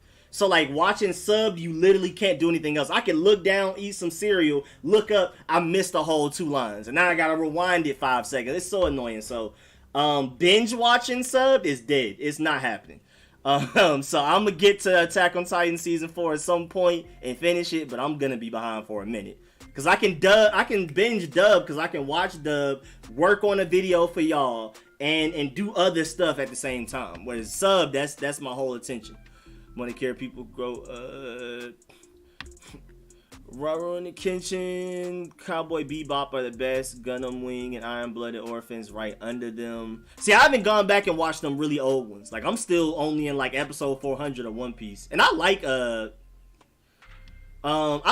like One Piece a lot. One Piece, especially that one arc. What is it called? Down Blue, the Water 7 arc or whatever it is. That's one of my top 5 favorite arcs. I'm not sure if One Piece is one of my top 5 favorite animes. It may. But I still haven't even finished it, so I'm really excited. The first 11 episodes, Attack on Titan season, because I don't mind animes being long. I love Naruto. I love One Piece. So that's not why I don't like Dragon Ball Z. I just think Dragon Ball Z wastes a lot of time. Dub over sub. I have this argument with my friends all the time. I like dub better for animes that have a lot of characters and a lot of personality, especially comedies and stuff like that. I prefer sub for more serious things like Attack on Titan. But if an anime like Black Clover with all of those personalities, I definitely prefer dub because I can leave the room and know who's talking. With sub, after a while, you don't even know their voices. I've been watching Jujutsu Kaisen every week that it comes out since October when it started. And if I leave the room, I don't know who's talking between all of the females. I couldn't tell you. So dub does add more personality, like Food Wars and things like that. I prefer that dub, because even like Food Wars, you have like you had that one girl that's country in it, but in sub everybody's just Japanese. Like there's no country, there's no French. You know what I'm saying? So like it depends on the anime. Some of my friends feels like if it's not sub, it's trash no matter what. But I disagree. I feel like there's a place and a time for sub and dub. So yeah, I prefer sub with certain things, like really serious things, like Attack on Titan and things like that. But if it's like Food Wars, comedies, anything with a lot of characters like Black Clover, or anything I'm trying to binge, like One Piece and Naruto, if I were watching those subbed, I wouldn't be done till 2050. Because like I just said, it takes me forever to watch a sub. Because I'm not about to sit here and give my whole life to the sub. That's why I watch dub a lot of the time. Because I can watch the dub and work on a video at the same time. I can watch 5 to 10 episodes of a dub anime while I'm working on a video, doing all the research or editing it. And then still get the video done. With sub, that's it. It's just sub. I'm not getting any videos done for y'all. I'm not doing anything productive with life. I'm not even listening to an album or mixtape I haven't heard yet. So it's just like sub consumes too much of my life. I like sub, but it's too much. But I'm about to really dip up out of here. He said, what did Pitts run in the 40? I don't know. What did Pitts run in the 40? I don't think Florida hasn't had their pro day yet, so we'll see. Florida hasn't had their pro day yet. I may live stream during it too, because you have Kyle Trask, Kadarius Toney, Pitts, all of them. Not to mention all the filler. I skip filler. Anytime I'm watching anime like One Piece or Naruto, I literally have the filler right next to me. Like, it literally is the anime on this screen, filler list right here. So I know if I'm on episode 165, I know episode 170's filler. When I catch up, I'm skipping straight to episode whatever it is after the filler's done. I literally don't watch filler. I skip it. Naruto, One Piece, everybody's. Hey, Alexa, stop music. I don't know why that started playing. I don't know what I said. I love subs, but there's few dubs that are good that I like better. I mean, it just depends. I mean, because there are dubs that are better in general. Like, no matter, even if you're an only sub guy, nobody watches Dragon Ball Z in sub. You just can't. It's literally played by an old lady, and you can hear that it's played by an old lady. It ruins the whole thing. He doesn't even sound tough. Full Metal Alchemist Brotherhood is better dub in general, even for people that prefer sub. So there's always those. Did you hear of Samurai Jack or Kim Possible? What, are they coming back or something? Boruto is like 80% filler. I've heard that too. I haven't even started Boruto. And I love Naruto. Naruto's in my top 15 anime. Maybe even top 10. But I've been afraid to start Boruto because I've heard it starts off very slow. Rico, use that anime website I gave you called Shug Anime. Let me write that down, Jones. I already have like a few animes, websites that I use for everything. But I'll definitely keep Shug Anime in mind. If I can't find something, I'll definitely go check that later. But I use GoGo and Anime Ultra. Those are my two go-tos. And there's a new one I just found recently by accident that's pretty fire too, but I forgot the name. About to watch Naruto again. Do the filler, don't watch filler. Filler is literally filler for a reason. Like, it doesn't add anything. I mean, it depends. I heard Bleach has good filler. I haven't watched Bleach before, but apparently Bleach has good filler, so sometimes filler can add to the story, but at the end of the day, filler is filler because the guy that made the anime didn't actually make that. Other people made it to, like, just consume time and to give you something to watch while they're waiting for the canon episodes to get animated and voiced and all of that. So it literally has nothing to do with that. Like, the guy that made the anime doesn't make filler. It's just some other random guy while they're animating it. So that just makes those episodes. Make sure you subscribe to my dog Rico, road to 1 million. Bro, we on the way. Some of the fillers are good, but I never watched them. I heard Bleach has good fillers. I think One Piece may have a couple. I know Naruto filler was decent. I didn't have a problem with it. Yeah, I mean, sometimes it can, like, because I know Naruto had that one filler. One time they caught me slipping. It was the filler with the Jinchuriki that does the bubbles or whatever. And that was actually a pretty decent filler. So like they caught me off guard with that one, and it was actually pretty good. What about I haven't gone back and watched Pokemon or Yu-Gi-Oh. Some of the fillers are good. I do need to get out of here though. You watch any sports animes? Nah, not yet. The closest I've gotten to that may be Food Wars because that's cooking. But now I haven't watched like the volleyball one and the basketball one yet. But I do plan on it at some point. But I literally have hundreds of anime I got to get through, and then I'll start to watch those. Send me the filler list. Just Google it. Literally, like if you're watching Naruto, type in Naruto filler list, and it's literally like multiple websites that I could try to get it to you at some point, but yeah, it's really easy to Google. It's easy to find. You just gotta Google it. One Piece has this one amazing filler art. I can't remember the name. Oh, I might have to peep. I love One Piece. I absolutely love it. I was in Ascension in Bleach, biggest turn off ever. Alright, I'm gonna have to try to remember that name so that I don't end up watching that because I don't know what that is. Alright, y'all, I'm for a lot of here though. I was supposed to stop at 5, but we started talking about anime. You know, it's really hard for me to stop. Yeah, there's a basketball anime. I heard it's really good too. A lot of people really like it. I think it has like an 8 point something on my anime filler list. My anime list, which is really hard to do. Because like Attack on Titan is like a 9, Hunter x Hunter I believe is like a 9 or a high 8. But most animes are like 7s and below. Some of them are even 5s, 4s. So yeah, I think Kuruko, yeah, I think that's what it's called. I think it has like a 7 or something. So you'll get to it eventually. Alright, bet. Yeah, I have so much anime to watch, so I'll catch up. But alright, y'all, man. Please like the stream on the way out, man. As always, I appreciate y'all pulling up. I really appreciate all of the donations, man. We went crazy with the donations today.